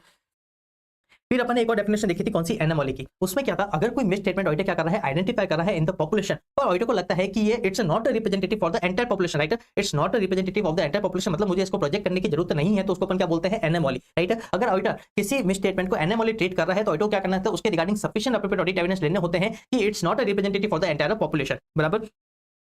फिर अपन ने देखा था स्टैटिस्टिकल सैंपलिंग। क्या देखा था, स्टैटिस्टिकल सैंपलिंग। उसके दो कैरेक्टरिस्टिक दिए हुए थे। पहला तो क्या होना चाहिए, रैंडम सिलेक्शन होना चाहिए। पहला क्या होना चाहिए, रैंडम सिलेक्शन होना चाहिए। दूसरा क्या है, प्रोबेबिलिटी थ्योरी का क्या होना चाहिए, यूज होना चाहिए। दूसरा क्या है, प्रोबेबिलिटी थ्योरी का यूज होना चाहिए। अगर दोनों कैरेक्टरिस्टिक सेटिस्फाई हो रहे हैं, अगर दोनों कैरेक्टरिस्टिक सेटिस्फाई हो रहे हैं, तभी वो क्या होता है, स्टैटिस्टिकल सैंपलिंग। तभी क्या होता है, स्टैटिस्टिकल सैंपलिंग। अगर दोनों में से कोई एक भी अवेलेबल नहीं है, तो उसको अपन क्या बोलते हैं, नॉन स्टैटिस्टिकल सैंपलिंग। उसको अपन क्या बोलते हैं, नॉन स्टैटिस्टिकल सैंपलिंग। फिर अपन एक चीज देखी थी, क्या, टॉलरेबल मिसस्टेटमेंट एंड एक क्या देखा था, टॉलरेबल रेट ऑफ डेविएशन। अपन दो चीजें देखी थी, राइट। ये क्या होता है, अगर मिसस्टेटमेंट इतनी है, राइट, अगर मिस स्टेटमेंट इतनी है, तो वहां पे हमको और आगे है ना एक्स्ट्रा प्रोसीजर परफॉर्म करने की जरूरत नहीं है। दैट इज टॉलरेबल रेट, बराबर, tolerable rate of miss statement, right, tolerable level of miss statement. अगर मिस स्टेटमेंट इसके अंदर है, वेल एंड गुड। अगर इससे ज्यादा है, तो ऑडिटर का क्या होता है, उसके ऊपर ऑडिटर का क्या होता है, कंक्लूजन वगैरह चेंज होता है। तो जब ऑडिटर क्या करता है, टॉलरेबल है ना मिस स्टेटमेंट या फिर tolerable rate of deviation set करता है, तो ऑडिटर क्या करता है, वहां पे मॉर्टेलिटी, परफॉर्मेंस मॉर्टेलिटी लेवल को क्या करता है, सेट करता है। और नॉर्मली जो टॉलरेबल जो लेवल होता है of the miss statement, right, वो क्या होता है, या तो परफॉर्मेंस मॉर्टेलिटी जितना होता है, या फिर क्या होता है, उससे कम होता है। क्यों? क्योंकि है ना जो रिस्क होती है, ऑडिटर क्या कर रहा है, उस रिस्क को क्या कर रहा है, सैंपलिंग रिस्क को क्या करना है, ऑडिटर को कम करना है, राइट। इसके लिए ऑडिटर क्या करता है, टॉलरेबल लेवल को क्या करता है, इससे कम रखता है। किससे, परफॉर्मेंस मॉर्टेलिटी से भी क्या करता है, ऑडिटर कम रखता है, बराबर। ये मैंने कुछ डेफिनेशन देखी थी। अब in order to comply with SA 530, SA 530 ने कुछ रिक्वायरमेंट दी है, राइट। तो सबसे पहले एसए 530 बोलता है, सैंपल के रिगार्डिंग कुछ रिक्वायरमेंट देता है कि सबसे पहले आप जब सैंपल डिजाइन करोगे तो उसमें आप क्या करना है, आपको कुछ चीजें कंसीडर करनी है। पहला कि आपको किस एडजस्टमेंट के रिगार्डिंग आपको क्या करना है, आपको एविडेंस लेना है, कंक्लूजन फ्रेम करना है, राइट। साथ में रिस्क ऑफ मटेरियल स्टेटमेंट कितनी है, उस पॉपुलेशन में जहां पे आप क्या कर रहे हो वहां पे मटेरियलिटी कितनी है, वहां पे कंट्रोल्स कैसे हैं, दूसरा ऑडिट एविडेंस आपके पास क्या क्या अवेलेबल है, बराबर। नेचर ऑफ ट्रांजैक्शंस क्या है, नंबर ऑफ ट्रांजैक्शंस क्या है, वैल्यू ऑफ ट्रांजैक्शंस क्या है, साथ में पॉपुलेशन कैसी है, होमोजेनस पॉपुलेशन है या फिर सर्टिफिकेशन करने की जरूरत वगैरह। तो ये क्या बोले, जब भी आप सैंपल डिजाइन करते हो, राइट, आप क्या करते हो, आप तो देखते हो पहले तो objective of audit procedure and the second characteristics of population, उसके बेसिस पे आप क्या करोगे, आपको सैंपल डिजाइन करोगे। उसके बाद ये क्या बोलता है, सैंपल साइज। ये क्या बोलता है, आपको सैंपल साइज इतनी रखनी है कि सैंपलिंग रेस क्या हो, एक्सेप्टेबल लेवल तक हो, राइट। आपको क्या करना है, सैंपलिंग रेस आपको क्या करनी है, कम से कम रखनी है, राइट। उसके अकॉर्डिंग आप क्या करोगे, सैंपल साइज का क्या करोगे, सिलेक्शन करोगे, बराबर। इसके अपने एग्जांपल्स है ना कंसीडर किए थे। फिर जो मेन चीज है क्या है, सैंपल सिलेक्शन। सैंपल सिलेक्शन में अपने बेसिक रिक्वायरमेंट क्या देखी थी, सबका क्या कैसा होना चाहिए, इक्वल चांस ऑफ सिलेक्शन होना चाहिए, राइट। उसको क्या बोलते हैं, रैंडम सिलेक्शन, उसको अपन क्या बोलते हैं, रैंडम सिलेक्शन, राइट। तो ऑडिट सैंपलिंग क्या बोलता है, जो भी आप सैंपल सेलेक्ट कर रहे हो उसका कैसा होना चाहिए, selection, right, equal chance of selection होना चाहिए, राइट। जितने भी सैंपल्स है एक है ना पॉपुलेशन, उन सबका कैसा होना चाहिए, इक्वल चांस होना चाहिए। फिर सिलेक्शन के कुछ मेथड दिए हुए हैं, एक दिया हुआ है रैंडम सिलेक्शन। सबसे बेस्ट कौन सा होता है, रैंडम सिलेक्शन। इसमें क्या होता है, जितने भी सैंपल्स होते हैं सबका इक्वल चांस होता है। दूसरा क्या होता है, सिस्टमेटिक सिलेक्शन। उसमें अपन क्या करते हैं, जो टोटल पॉपुलेशन होते हैं उसको अपन क्या करते हैं, सैंपल साइज से डिवाइड करते हैं, और जो नंबर आता है, राइट, अपन क्या करते हैं, उस इंटरवल से अपन क्या करते हैं, सारे सैंपल्स को सेलेक्ट करते हैं। ये भी एप्रोप्रिएट है, बराबर। तीसरा क्या है, हैजार्ड सिलेक्शन। हैजार्ड सिलेक्शन क्या बोलता है कि ऑडिटर किसी तरीके का एक पैटर्न फॉलो करने की क्या करता है, कोशिश नहीं करता है। फिर भी क्या होता है, हैजार्ड में किसी तरीके का है ना, ऑडिटर का है ना एक डिसीजन या फिर ऑडिटर का क्या है ना, जजमेंट इन्वॉल्व होता है, इसलिए ऑडिटर को हैजार्ड सिलेक्शन फॉलो नहीं करना चाहिए। दूसरा है ब्लॉक सिलेक्शन। ऑडिटर क्या कर रहा है, जैसे कि 1 से 100 ट्रांजैक्शन है, ऑडिटर क्या कर रहा है, उसमें से 30 से लेकर जो 50 ट्रांजैक्शन है, ये 20 ट्रांजैक्शन ऑडिटर क्या कर रहा है, इन सबको सेलेक्ट करता है, राइट। मतलब क्लस्टर में जब किसी है ना सैंपल को सेलेक्ट किया जाता है उसको क्या बोलते हैं, ब्लॉक सिलेक्शन। तो ब्लॉक सिलेक्शन में आपको सेलेक्ट नहीं करना चाहिए, क्योंकि it will not be the true representative of the entire population, right. हो सकता है 1 से 30 ट्रांजैक्शन है ना, उसमें जो वैल्यू है ट्रांजैक्शन है वो अलग है, 30 से 50 में अलग है, 50 से 70 में अलग है, 70 से 100 में अलग है। तो इसलिए क्या बोल रहा है कि आपको पूरी एंटायर पॉपुलेशन में सबको क्या करना चाहिए, सैंपल का सिलेक्शन करना चाहिए, ना कि आपको किसी क्लस्टर का सिलेक्शन आपको करना चाहिए, क्योंकि अगर वैसा करोगे that will be not the true representative of the population. Last में क्या है, अपन मॉनेटरी बेस पे अपन क्या कर सकते हैं, सिलेक्शन करते हैं। उसमें अपना जो इवैल्यूएशन वगैरह भी होता है वो भी क्या होता है, मॉनेटरी बेस होता है। एक बार अपने सैंपल सेलेक्ट कर दिया, एक बार अपने सैंपल सेलेक्ट कर दिया तो अपन क्या करेंगे, उसके ऊपर ऑडिट प्रोसीजर परफॉर्म करेंगे। क्या करेंगे, उसके ऊपर अपन क्या करेंगे, ऑडिट प्रोसीजर परफॉर्म करेंगे, राइट। अगर मान लीजिए किसी एक आइटम पे, किसी एक सैंपल पे अगर अपन ऑडिट प्रोसीजर परफॉर्म नहीं कर पा रहे हैं तो अपन क्या करेंगे, उस केस में रिप्लेसमेंट आइटम पे क्या करेंगे, अपना ऑडिट प्रोसीजर परफॉर्म करेंगे। जैसे कि अपन बोला था कोई चेक, अपन चेक पे क्या कर रहे हैं, ऑडिट प्रोसीजर परफॉर्म कर रहे हैं। और सपोज अगर वो चेक कैंसिल हो गया, क्या हो गया, अगर चेक कैंसिल हो गया तो अपन क्या करेंगे, उस केस में दूसरी चेक पे अपन क्या करेंगे, अपने ऑडिट प्रोसीजर परफॉर्म करेंगे, राइट। अब अगर मान लीजिए अगर ऑडिटर अपना ऑडिट प्रोसीजर परफॉर्म नहीं कर पा रहा है, या फिर अगर ऑडिटर अल्टरनेट ऑडिट प्रोसीजर भी क्या कर रहा है, उस सैंपल पे परफॉर्म नहीं कर पा रहा है, तो उसको अपन क्या करते हैं, उसको अपन ट्रीट करते हैं एज ए डेविएशन और मिसस्टेटमेंट, राइट। उसको अपन क्या करते हैं, ट्रीट करते हैं एज ए डेविएशन और मिसस्टेटमेंट। अब अपन ने अगर मिस स्टेटमेंट क्या किया है, आइडेंटिफाई किया, अपन क्या किया है, मिस स्टेटमेंट अपन क्या क्या ट्रीट किया, तो अपन क्या करेंगे, उसका नेचर देखेंगे एंड देखेंगे cause of the miss statement, और अपन उसका इंपैक्ट देखेंगे on the other aspects of audit. साथ में अपन देखेंगे क्या है, ये जो मिस स्टेटमेंट क्या है, एनएम वाली तो नहीं है। अगर ऑडिटर उस मिस स्टेटमेंट को क्या कर रहा है, एनएम वाली ट्रीट करना चाह रहा है, राइट, तो ऑडिटर क्या करना है, वहां पे सफिशिएंट एप्रोप्रिएट ऑडिट एविडेंस लेना है, क्या it's not a true representative of the entire population. उसके लिए ऑडिटर क्या करना है, सफिशिएंट एप्रोप्रिएट ऑडिट एविडेंस लेना है। ऑडिटर क्या करेगा, उसके रिगार्डिंग डॉक्यूमेंटेशन भी मेंटेन करेगा। तो सबसे ऑडिट क्या करेगा, इन्वेस्टिगेट करेगा nature of the misstatement and the cause of the misstatement. Audit क्या करेगा, उसका इफेक्ट देगा on the audit procedure and the other aspects of audit. अगर ऑडिट क्या कर रहा है, उसको एनएमओली ट्रीट करना चाह रहा है, तो उसमें ऑडिट क्या करना है, हाई डिग्री ऑफ सर्टेनिटी लेनी है, राइट। उसके लिए ऑडिट क्या करेगा, एडिशनल ऑडिट प्रोसीजर परफॉर्म करेगा इन ऑर्डर टू अपने sufficient appropriate audit evidence that it does not affect the reminder of the population, right. ये पॉपुलेशन का क्या है, ट्रू रिप्रेजेंटेटिव नहीं है। उसके लिए ऑडिट को क्या करना है, सफिशिएंट एप्रोप्रिएट ऑडिट एविडेंस लेना है। फिर ऑडिटर क्या करेगा, अगर मिस स्टेटमेंट है, राइट, अगर क्या है मिस स्टेटमेंट है, तो उसको ऑडिटर क्या करेगा, पूरी पॉपुलेशन पे क्या करेगा, उसको प्रोजेक्ट करेगा, बराबर। देखिए क्या वो टॉलेबल लेवल के अंदर है या नहीं है, एक्सिट कर रही है, राइट। उसके ऑडिटर क्या, ऑडिटर का क्या होता है, कंक्लूजन डिपेंड करता है, राइट। लास्ट में क्या है, ऑडिटर क्या करेगा ना, जो ऑडिट सैंपलिंग के जो रिजल्ट्स ऑडिटर क्या करेगा, उसको इवैल्यूएट करेगा। ऑडिटर चेक करेगा क्या मैं ना पूरे एंटायर पॉपुलेशन के लिए कंक्लूजन फ्रेम कर सकता हूं या नहीं कर सकता हूं, राइट। तो इसी के साथ अपना पूरा होता है ऐसे 530 ऑडिट सैंपलिंग, राइट। अब यहाँ पे अपने दो चीजें देखी थी, क्या था, सैंपल साइज का जो सिलेक्शन होता है ना, वो डिपेंड करता है कुछ चीजों पे, बराबर। जैसे कि रिस्क ऑफ मटेरियल मिसस्टेटमेंट कितना है, या फिर ऑडिटर का डिजायर्ड लेवल ऑफ एश्योरेंस कितना है, या फिर दूसरे ऑडिट एविडेंस वगैरह क्या क्या अवेलेबल है, बराबर। तो ये कुछ फैक्टर्स होते हैं जिसके ऊपर क्या होता है, सैंपल साइज क्या होती है, डिपेंड करती है, बराबर। और अपन एक और चीज देखी थी, जो मिसस्टेटमेंट होती है उसको ऑडिटर को क्या करना होता है, पूरी पॉपुलेशन पे प्रोजेक्ट करना होता है। पर जो कंट्रोल्स वाला होता है वहां पे क्या होती है, वो ना उसको अपन बोलते हैं tolerable rate of deviation, right. उसको अपन क्या बोलते हैं, टॉलरेबल रेट ऑफ डेविएशन, और वो हमेशा परसेंटेज रेट में होती है, तो उसको प्रोजेक्ट करने की जरूरत नहीं होती, उसको प्रोजेक्ट नहीं किया जाता। सिर्फ जो मिसस्टेटमेंट होती है उसको प्रोजेक्ट किया जाता है, राइट। तो इसी के साथ अपना पूरा होता है ऐसे 530 audit sampling. Thank you, Radhe Radhe, good morning, Radhe Radhe. चलिए शुरू करते हैं रिवीजन ऑफ ऐसे 550 रिलेटेड पार्टीज, राइट। ऐसे 550 स्पेसिफिकली डील करता है रिलेटेड पार्टीज से। ऐसे 550 बताता है ऑडिटर को कि जो रिलेटेड पार्टी होती है उसके रिगार्डिंग ऑडिटर की क्या रिस्पॉन्सिबिलिटी है, किसके रिगार्डिंग, रिलेटेड पार्टीज के रिगार्डिंग ऑडिटर की क्या रिस्पॉन्सिबिलिटी। अपन एक और चीज देखी थी क्या, कि जो रिलेटेड पार्टी होती है वहां पे जो इनहेरेंट लिमिटेशन होती है उसका पोटेंशियल इंपैक्ट क्या होता है, ज्यादा होता है, राइट। अब देखिए अपन शुरू करते हैं एसए 550। तो सबसे पहले अपन देखते हैं स्कोप। तो एसए 550 डील करता है जो रिलेटेड पार्टी अगर होती है उनके साथ जो ट्रांजेक्शन है या फिर जो रिलेटेड पार्टी रिलेशनशिप है वहां पे ऑडिटर की क्या रेस्पॉन्सिबिलिटी है, वहां पे ऑडिटर की क्या रेस्पॉन्सिबिलिटी। फिर एसए 550 थोड़ा सा अपन को गाइडलाइन देता है with respect to the definition of a related party. पहला एसए 550 बोलता है कि जो एप्लीकेबल फाइनेंशियल रिपोर्टिंग फ्रेमवर्क जो है, अगर वो रिलेटेड पार्टीज के बारे में डेफिनेशन वगैरह देता है तो आप क्या करोगे, उसको कंसीडर करोगे। जैसे कि इंडिया अगर कोई दे रहा है, अकाउंटिंग स्टैंडर्ड्स दे रहे हैं, कंपनी लॉ दे रहा है, सेबी दे रहा है, राइट, या फिर कोई दूसरी जो स्पेसिफिक अथॉरिटी है जैसे कि ईडा वगैरह हो गए या फिर बैंकिंग रेगुलेशन एक्ट वगैरह हो गया, अगर वो रिलेटेड पार्टीज की क्या करना है डेफिनेशन वगैरह देना है तो आप क्या करिए, पहले आपके according to the applicable financial reporting framework आप क्या करोगे, उसको कंसीडर करोगे। अगर एप्लीकेबल फाइनेंशियल रिपोर्टिंग फ्रेमवर्क क्या है, साइलेंट है, राइट, अगर वो क्या है साइलेंट है तो उस केस में ऐसे 550 क्या बताता है, रिलेटेड पार्टीज के बारे में बताता है। वो बताता है कि देखिए अगर आपकी एंटिटी किसी दूसरी एंटिटी को क्या कर रही है, कंट्रोल कर रही है, या फिर कोई दूसरी एंटिटी, राइट, आपकी एंटिटी को क्या कर रहा है, कंट्रोल कर रहा है, राइट, या फिर आप दोनों को कोई कॉमन पार्टी क्या कर रही है, कंट्रोल कर रही है, राइट, तो उस केस में आप कौन क्या होते हो, रिलेटेड पार्टी, क्या होते हो, रिलेटेड पार्टीज होते हैं। अब कंट्रोल कैसे हो सकते हैं, डिफरेंट वेज हो सकते हैं, कॉन्ट्रैक्ट के कारण हो सकता है, या फिर अपन उस पर सिग्निफिकेंटली अगर डिपेंड करते हैं उस केस में भी उनके पास कंट्रोल हो सकता है, या फिर वो हमारे बोर्ड ऑफ डायरेक्टर्स को क्या कर रहे हैं, कंट्रोल कर रहे हैं। तो कंट्रोल की डेफिनेशन क्या है, वाइड है। पर जो ऐसे 550 किस पे ना फोकस करता है, कंट्रोल पे। ये क्या बोल रहा है, अगर कंट्रोल है, राइट, तो क्या होगी, रिलेटेड पार्टीज होगी, क्या होगी, रिलेटेड पार्टीज होगी वो लोग। फिर एक एग्जाम्पशन दिया था किसके रिगार्डिंग, गवर्नमेंट के रिगार्डिंग, राइट, अगर कोई एंटिटी है वो क्या है, गवर्नमेंट उनको कंट्रोल कर रही है, उसके कारण अगर वो रिलेटेड पार्टी हो रही है तो वो इस डेफिनेशन में कवर नहीं होगी unless they share significant resources, right, unless they share significant resources.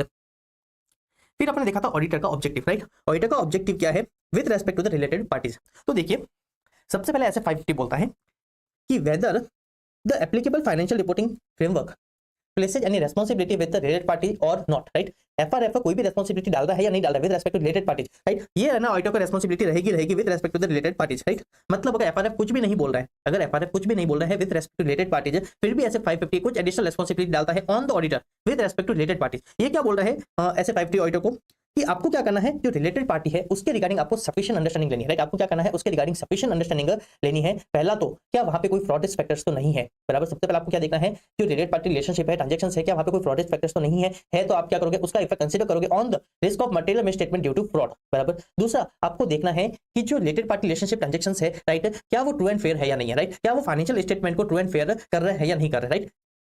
क्या बोल रहा है, अगर irrespective of the requirement of the applicable financial reporting framework, auditor need to obtain a sufficient understanding of the related party relationship and transaction in order to identify fraud risk factor। अगर है तो auditor क्या करेगा, उसका है ना उसका effect क्या करेगा, कंसीडर करेगा ऑन द आरओएमएम ऑफ फ्रॉड। दूसरा क्या करना है, ऑडिटर को चेक करना है whether the financial statement are true and fair in so far as they affected by the related party relationship and transactions, right। ये तो कभी अगर एफआरएफ कोई भी रेस्पॉन्सिबिलिटी नहीं डाल रहा है, इन केस अगर एफआरएफ में क्या है कोई भी रिक्वायरमेंट ना है with respect to related parties, right, with respect to related parties, तो ऑडिटर को सफिशिएंट एप्रोप्रिएट ऑडिट एविडेंस लेना है, राइट, ऑडिटर को सफिशिएंट एप्रोप्रिएट ऑडिट एविडेंस लेना है कि जो रिलेटेड पार्टी है उसको आइडेंटिफाई किया गया है, उसको प्रॉपर्ली अकाउंट किया गया है एंड उसके रिगार्डिंग एप्रोप्रिएट डिस्क्लोजर है in accordance with the applicable financial reporting framework. तो अगर applicable financial reporting framework related party के रिगार्डिंग कोई रिक्वायरमेंट क्या करता है, इंप्लेस करता है, कोई प्लेस करता है, तो उस केस में ऑडिटर को देखना है क्या रिलेटेड पार्टी को प्रॉपर्ली आइडेंटिफाई किया गया है, राइट, क्या उसको प्रॉपर्ली अकाउंट किया गया है, क्या उसको प्रॉपर्ली डिस्क्लोज किया गया है in accordance with the applicable financial reporting framework. उसके रिगार्डिंग ऑडिटर को क्या करना है, सफिशिएंट एप्रोप्रिएट ऑडिट एविडेंस लेने। अगर एएफआरएफ कुछ भी नहीं बोलता है, एएफआरएफ कुछ भी नहीं बोलता है रिलेटेड पार्टीज के रिगार्डिंग, तो एक तो अपन क्या करेंगे, ऐसे 550 वाली जो रिलेटेड पार्टी है उसकी डेफिनेशन को कंसीडर करेंगे, राइट, और दूसरा अपन देखेंगे क्या कोई फ्रॉडेस्ट फैक्टर्स है या नहीं है, दूसरा अपन देखेंगे क्या financial statement true and fair दे रहे हैं या नहीं दे रहे with respect to related parties. तो इस ऑब्जेक्टिव को अचीव करने के लिए ऑडिटर को क्या करना है, इस ऑब्जेक्टिव को अचीव करने के लिए ऑडिटर को क्या करना है, तो अपन अगेन इसको 3 स्टेप में डिवाइड किया था। सबसे पहले अपन क्या करते हैं, रिस्क असेसमेंट प्रोसीजर परफॉर्म करते हैं, राइट, उसके बेसिस पर अपन क्या करेंगे, रिस्क को आइडेंटिफाई करेंगे, असेस करेंगे एंड उसके रिगार्डिंग अपन क्या करेंगे, अपना रेस्पॉन्स डिजाइन करेंगे एंड लास्ट में अपन क्या करेंगे, कंक्लूजन फ्रेम करेंगे। तो क्या बोल रहा है SA 550 with respect to related parties, आप क्या करोगे, रिस्क असेसमेंट प्रोसीजर और रिलेटेड एक्टिविटी क्या करोगे, परफॉर्म करोगे इन अकॉर्डेंस विद एसए 315। अब 315 कुछ जनरल प्रोसीजर बताता है, एसए 550 कुछ आपको एडिशनल प्रोसीजर बताएगा with respect to related parties.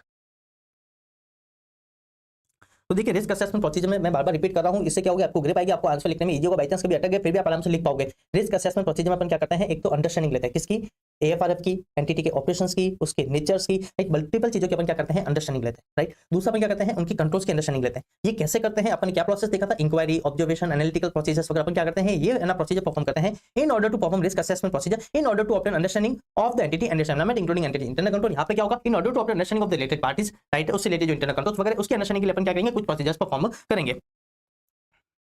अब देखिए जो रिलेटेड पार्टीज होती है वहां पे एक इनहेरेंट रिस्क होती है with respect to the fraud risk factors. Auditor देखते हैं कि यहाँ पे कोई फ्रॉड रिस्क फैक्टर है या नहीं है, ऑडिटर स्पेसिफिकली चेक करता है, बराबर। मतलब यहाँ पे फ्रॉड होने की क्या होती है, रिस्क होती है। तो अपन जहाँ पे फ्रॉड होने की रिस्क होती है तो सबसे पहले अपन क्या करते हैं, अपन इसके रिगार्डिंग दो चीज अपन एक इंपॉर्टेंट चीज देखी थी, एक तो एंगेजमेंट टीम के साथ डिस्कशन करते हैं, दूसरा अपन क्या करते हैं प्रोफेशनल स्केप्टिसिज्म पे और ज्यादा एम्फसाइज करते हैं। क्या करते हैं, प्रोफेशनल स्केप्टिसिज्म पे और ज्यादा एम्फसाइज करते हैं।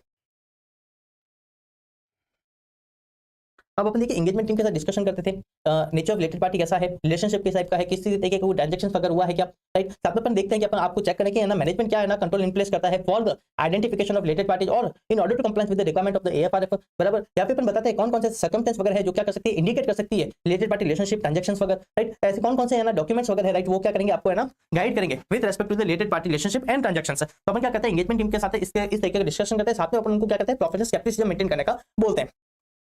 फिर अपन क्या करेंगे, मैनेजमेंट की इंक्वायरी करेंगे। क्या आपने रिलेटेड पार्टी को आइडेंटिफाई किया है, और अपन क्या करते हैं उनसे एक लिस्ट ले लेते हैं, क्या क्या करिए अभी हमको लिस्ट प्रोवाइड कर दीजिए of the related parties, right. दूसरा नेचर ऑफ रिलेशनशिप, किस टाइप का रिलेशनशिप है, क्या कोई ना कंट्रोल जैसे कि शेयर है ना, शेयर होल्डिंग के कारण कोई आपको कंट्रोल मिला है, कोई एक्विजिशन के कारण कंट्रोल मिला है, राइट। यहाँ पे आप कोई कॉन्टैक्ट वगैरह है जिसके कारण आपको है ना आपका उसके ऊपर कंट्रोल वगैरह है, तो किस टाइप का रिलेशनशिप है। एंड अपन पूछते हैं क्या आपने उनके साथ कोई ट्रांजेक्शन किया है क्या, right, during the financial period क्या रिलेटेड पार्टीज के साथ कोई ट्रांजेक्शन हुआ है क्या। अपन क्या करते हैं मैनेजमेंट से क्या करेंगे इसके रिगार्डिंग इंक्वायरी करेंगे, बराबर। अपन क्या करते हैं मैनेजमेंट से अभी क्या कर रहे हैं इंक्वायरी कर रहे हैं। दूसरा अपन क्या करेंगे अंडरस्टैंडिंग ऑफ द कंट्रोल, अपन क्या करेंगे अपन एक तो क्या किया रिलेटेड पार्टीज के रिगार्डिंग इंक्वायरी करी विद द मैनेजमेंट टीसीडब्ल्यूजी। अब दूसरा अपन क्या करेंगे अगर कोई कंट्रोल अगर उन्होंने लगा रखे हैं with respect to related parties तो ऑडिटर क्या करेगा उस कंट्रोल की अंडरस्टैंडिंग लेगा, राइट। ऑडिटर क्या करेगा उस कंट्रोल्स की अंडरस्टैंडिंग लेगा।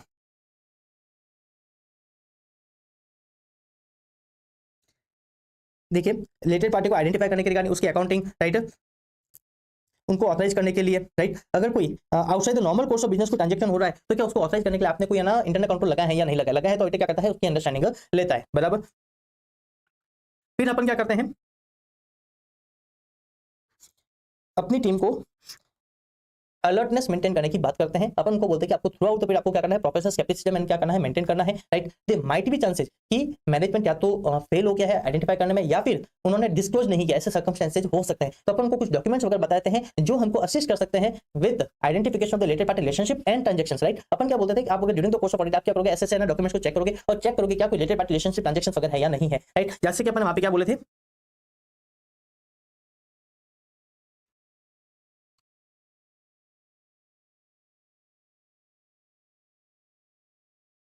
देखिए अपन क्या करेंगे इंस्पेक्ट करेंगे कुछ डॉक्यूमेंट्स, राइट, कि हो सकता है कुछ जैसी रिलेटेड पार्टी हो जो मैनेजमेंट आइडेंटिफाई करनी हो, मैनेजमेंट फेल हो गया हो या फिर उन्होंने डिस्क्लोज नहीं किया हो। तो ऐसे कुछ डॉक्यूमेंट जो आपको इन्फॉर्मेशन दे सकते हैं with respect to related parties, जैसे कि बैंक कंफर्मेशन या फिर जो लीगल कंफर्मेशन वगैरह है, फिर उनके बीच में जो कॉरेस्पॉन्डेंस वगैरह जो कम्युनिकेशन है, राइट, उस कम्युनिकेशन के बेसिस पर आपको क्या मिल सकता है इसके रिगार्डिंग इन्फॉर्मेशन मिल सकती है, या फिर जो मिनट्स ऑफ मीटिंग्स वगैरह होती है, या फिर कुछ अदर डॉक्यूमेंट जैसे कि इनकम टैक्स रिटर्न अपन देखे थे, या फिर जो इंश्योरेंस पॉलिसी वाला जो अपन ने देखा था, राइट, जो सिग्निफिकेंट कॉन्ट्रैक्ट्स वगैरह होते हैं, या फिर जो शेयर होल्डर रजिस्टर वगैरह जो होते हैं, या फिर बहुत से दूसरे एग्जांपल्स और देखे थे, राइट। ये कुछ डॉक्यूमेंट्स होते हैं जो ऑडिटर क्या कर सकते हैं इन्फॉर्मेशन दे सकते हैं with respect to related parties, जैसे कि income tax return, shareholder register, contract with TCWG, entity जो इन्वेस्टमेंट कर रही है, राइट, वहां से आपको पता चलेगा, या फिर स्टेटमेंट ऑफ कॉन्फ्लिक्ट, या फिर significant contract, internal auditor report, बराबर। दूसरा अगर ऑडिटर क्या करता है आइडेंटिफाई करता है any transaction outside the normal course of business, outside the normal course of business अगर ऑडिटर क्या कर रहा है कोई ट्रांजैक्शन आइडेंटिफाई करता है, राइट, तो उस केस में ऑडिटर क्या करेगा मैनेजमेंट की इंक्वायरी करेगा, राइट। ऑडिटर क्या करेगा मैनेजमेंट की इंक्वायरी करेगा। पहला तो नेचर ऑफ ट्रांजैक्शन एंड दूसरा क्या इसमें रिलेटेड पार्टी इन्वॉल्व है क्या, राइट, क्या इसमें रिलेटेड पार्टी इन्वॉल्व है। तो अभी तक अपन क्या कर रहे हैं सिर्फ इंक्वायरी कर रहे हैं, राइट। अभी तक अपन क्या कर रहे हैं रिस्क असेसमेंट प्रोसीजर परफॉर्म कर रहे हैं, बराबर। एंड जो भी अपन को इन्फॉर्मेशन मिलेगी अपन क्या करेंगे वो इन्फॉर्मेशन अपन क्या करेंगे अपनी एंगेजमेंट टीम के साथ क्या करेंगे शेयर करेंगे, बराबर। अपन साथ में बताएंगे कि देखिए अपन जो स्पेशल एंटिटी वाला देखे थे काफी एंटिटी क्या होती है स्पेशल एंटिटी बनाती है फ्रॉड करने के लिए, राइट, शेल कंपनी जिसको अपन बोलते हैं। तो ऑडिटर क्या बोलते हैं कि अगर ऐसी कुछ अगर इन्फॉर्मेशन मिलती है, राइट, तो आप क्या करोगे वहां पे अलर्टनेस वगैरह मेंटेन करोगे, राइट। साथ में मैंने बोला था जो सेक्शन जो 192 के अंदर जो रजिस्टर मेंटेन किया जाता है आपको क्या करना चाहिए आपको वो भी एटलीस्ट चेक करना चाहिए। अब एक बार अपने क्या किया रिस्क असेसमेंट प्रोसीजर परफॉर्म करी, राइट। अपन को इन्फॉर्मेशन मिली होगी with the respect to related party relationship and transactions, right. तो अपन क्या करेंगे उसके बेसिस पे अपन क्या करेंगे अब अपन रिस्क को आइडेंटिफाई करेंगे असेस करेंगे, राइट। अपन क्या करेंगे रिस्क को आइडेंटिफाई करेंगे असेस करेंगे, साथ में देखेंगे क्या कोई फ्रॉड फैक्टर्स है या नहीं है, साथ में क्या देखेंगे क्या कोई फ्रॉड फैक्टर्स है या नहीं, अगर है तो अपन क्या करेंगे उस इन्फॉर्मेशन को कंसीडर करेंगे while assessing risk of material misstatement due to fraud, बराबर। और साथ में अपन देखेंगे अगर outside normal course of business है और अगर उसमें रिलेटेड पार्टीज इन्वॉल्व है तो अपन क्या करते हैं उस रिस्क को क्या करते हैं सिग्निफिकेंट रिस्क क्या करते हैं कंसीडर करते हैं, क्या करते हैं सिग्निफिकेंट रिस्क कंसीडर करते हैं। और जो सिग्निफिकेंट रिस्क रिगार्डिंग ऑडिटर पे रिस्पांसिबिलिटी होती है as given in SA 315 330 auditor क्या करेगा उससे भी कंप्लाई करेगा। देखिए क्या बोल रहा है आप क्या करोगे, एक बार आपने इन्फॉर्मेशन मिली तब आप क्या करोगे, रिस्क को आइडेंटिफाई करोगे, असेस करोगे, राइट। अगर ऑडिटर को लगता है कोई सिग्निफिकेंट रिलेटेड पार्टी ट्रांजैक्शन है outside the normal course of business, तो ऑडिटर क्या करेगा, उस चीज को सिग्निफिकेंट रिस्क क्या करेगा, कंसीडर करेगा। साथ में ऑडिटर देखेगा क्या कोई फ्रॉड फैक्टर्स है या नहीं है, राइट। अगर ऑडिटर को कोई फ्रॉड फैक्टर्स मिलते हैं तो ऑडिटर क्या करेगा, उस इंफॉर्मेशन को कंसीडर करेगा while assessing risk of material misstatement due to fraud. अब यहां पे अपन एक चीज डिस्कस करी थी फ्रॉडेस्ट फैक्टर्स के रिगार्डिंग। अपन ने देखा था कि अगर रिलेटेड पार्टी का क्या है, डोमिनेंट इन्फ्लुएंस है, क्या है रिलेटेड पार्टी का डोमिनेंट इन्फ्लुएंस, एक बार आप लिख लेना, रिलेटेड पार्टी का क्या है, डोमिनेंट इन्फ्लुएंस है, क्या है डोमिनेंट इन्फ्लुएंस है।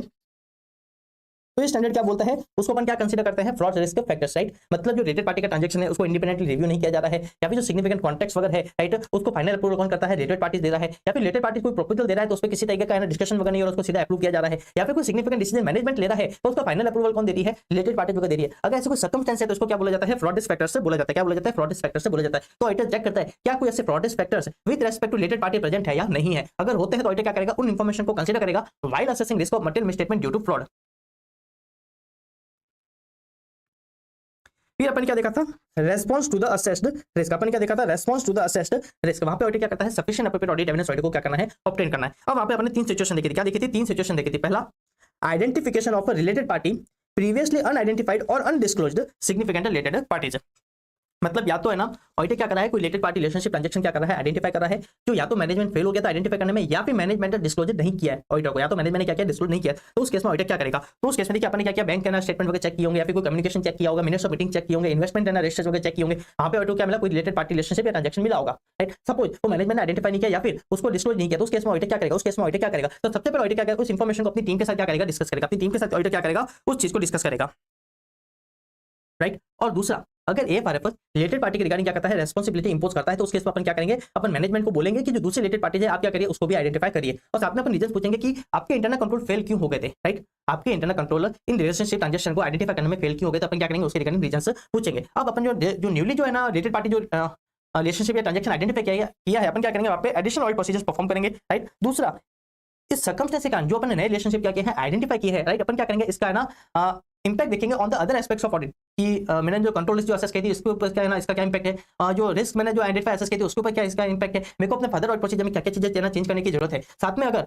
जो नॉन डिस्क्लोजर है या फिर जो नॉन आइडेंटिफिकेशन है वो अगर इंटेंशनल लगता है, राइट, अगर ये जो न्यूली जो रिलेटेड पार्टी रिलेशनशिप ट्रांजैक्शन है अगर इसका लगता है कि नॉन डिस्क्लोजर क्या है, इंटेंशनल है, तो ऑडिटर क्या करेगा, इसको as a fraud factor consider करेगा और इसका इंपैक्ट देखेगा on the ROM due to fraud. देखिए, अपन एंगेजमेंट टीम के साथ डिस्कस करेंगे। अगर एएफआरएफ कोई रेस्पॉन्सिबिलिटी डालता है विद रेस्पेक्ट रिलेटेड पार्टी, तो ऑडिटर क्या करेगा, मैनेजमेंट को रिक्वेस्ट करेगा, आप क्या करिए, सारे रिलेटेड पार्टी को क्या करिए, आइडेंटिफाई करिए। साथ में अपन रीजंस पूछेंगे, आप फेल क्यों हो गए थे। अपन क्या करेंगे, न्यूली जो आइडेंटिफाइड रिलेटेड पार्टी है उस पर अपन क्या करेंगे, ऑडिट प्रोसीजर परफॉर्म करेंगे। अपन क्या करेंगे, फिर से रिस्क को रिकंसीडर करेंगे। साथ में अपन इसका इंपैक्ट देखेंगे on the other aspects of audit. साथ में अगर ये क्या है, इंटेंशनल, अगर नॉन डिस्क्लोजर क्या है, इंटेंशनल है, तो अपन क्या करेंगे, इसका फ्रॉड पे भी क्या करेंगे, इसका इंपैक्ट देखेंगे। फिर अपन क्या देखा था, एक नेक्स्ट सिचुएशन क्या थी, identified significant related party transaction outside the normal course of business, outside the normal course of business, बराबर। तो अपन क्या करते हैं, अगर outside normal course of business होता है तो सबसे पहले अपन देखते हैं उसके पीछे का रेशनल, राइट, वो क्यों किया गया था, reasons for such a transaction, क्या वो एंटिटी के लिए फेवरेबल है या नहीं। साथ में अपन देखते हैं जो उसके जो टर्म्स ऑफ जो कॉन्ट्रैक्ट वगैरह है, जो उसके जो ट्रांजैक्शन के जो टर्म्स है, राइट, और जो मैनेजमेंट के जो एक्सप्लेनेशन है क्या वो कंसिस्टेंट है या नहीं। साथ में उन ट्रांजैक्शन को प्रॉपर्ली अकाउंट किया गया या नहीं किया गया, क्या उसको प्रॉपर्ली डिस्क्लोज किया गया या नहीं किया गया, और ऐसे ट्रांजैक्शन को क्या एप्रोप्रिएटली अप्रूव किया था या नहीं किया था। अपन क्या करते हैं, अगर outside normal course of business होता है तो अपन क्या करते हैं, स्पेसिफिकली ये ऑडिट प्रोसीजर से परफॉर्म करते हैं।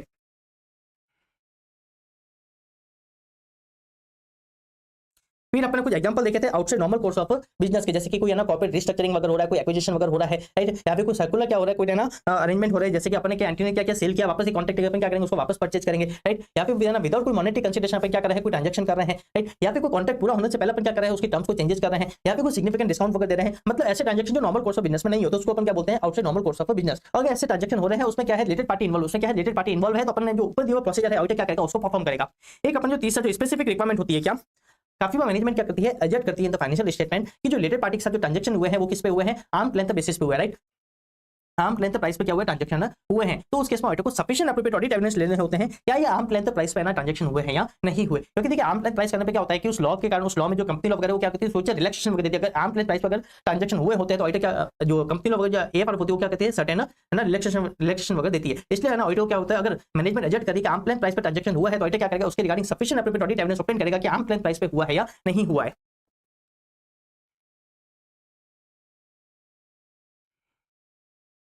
फिर अपन ने जो भी एविडेंस कलेक्ट किया उसके बेसिस पर अपन क्या करेंगे, एक कंक्लूजन फ्रेम करेंगे एज पर एस 700 क्या कि जो रिलेटेड पार्टी रिलेशनशिप ट्रांजैक्शन है उसका प्रॉपर आइडेंटिफिकेशन हुआ है नहीं, उसका प्रॉपर डिस्क्लोजर है नहीं, क्या उसकी प्रॉपर अकाउंटिंग हुई है या नहीं हुई है, क्या जो फाइनेंशियल स्टेटमेंट है क्या वो ट्रू एंड फेयर भी दे रहे हैं या नहीं दे रहे, और अगर कंप्लायंस वाला फ्रेमवर्क है तो फाइनेंशियल स्टेटमेंट है ना मिसलीडिंग तो नहीं है, क्या रिलेटेड पार्टी जो रिलेशनशिप है ट्रांजैक्शन है क्या उसको एप्रोप्रिएटली अकाउंट डिस्क्लोज किया है नहीं किया है, राइट। अपन चेक करेंगे जो फाइनेंशियल स्टेटमेंट है क्या ट्रू एंड फेयर भी दे रहे हैं नहीं दे रहे, और in case of compliance framework क्या वो मिसलीडिंग तो नहीं है। अपन फिर क्या करेंगे, मैनेजमेंट से रिटर्न रिप्रेजेंटेशन भी लेंगे, क्या करेंगे रिटर्न रिप्रेजेंटेशन लेंगे कि एक तो आपको जो भी रिलेटेड पार्टी के बारे में पता था आपने क्या किया उसको आपने क्या किया उनको हमारे साथ डिस्क्लोज किया, साथ में आपने क्या किया फाइनेंशियल स्टेटमेंट में भी उसका एप्रोप्रिएट डिस्क्लोजर दिया है as per the applicable financial reporting framework. अपन क्या करते हैं, मैनेजमेंट टीसीडब्ल्यूजी से रिटर्न रिप्रेजेंटेशन लेते हैं, आपने क्या किया उसको एप्रोप्रिएटली डिस्क्लोज किया है, एप्रोप्रिएटली अकाउंट किया है, आपने क्या किया उसको ऑडिटर को भी एप्रोप्रिएटली डिस्क्लोजर किया है। फिर अपन क्या करेंगे, कम्युनिकेट करेंगे with TCWG as per S 260, right. जो अपन सिग्निफिकेंट मैटर क्या करते थे, कम्युनिकेट करते थे विद टीसीडब्ल्यूजी, एंड लास्ट में डॉक्यूमेंटेशन, राइट। तो चलिए इसके साथ पूरा होता है S 550। Thank you, Radhe Radhe.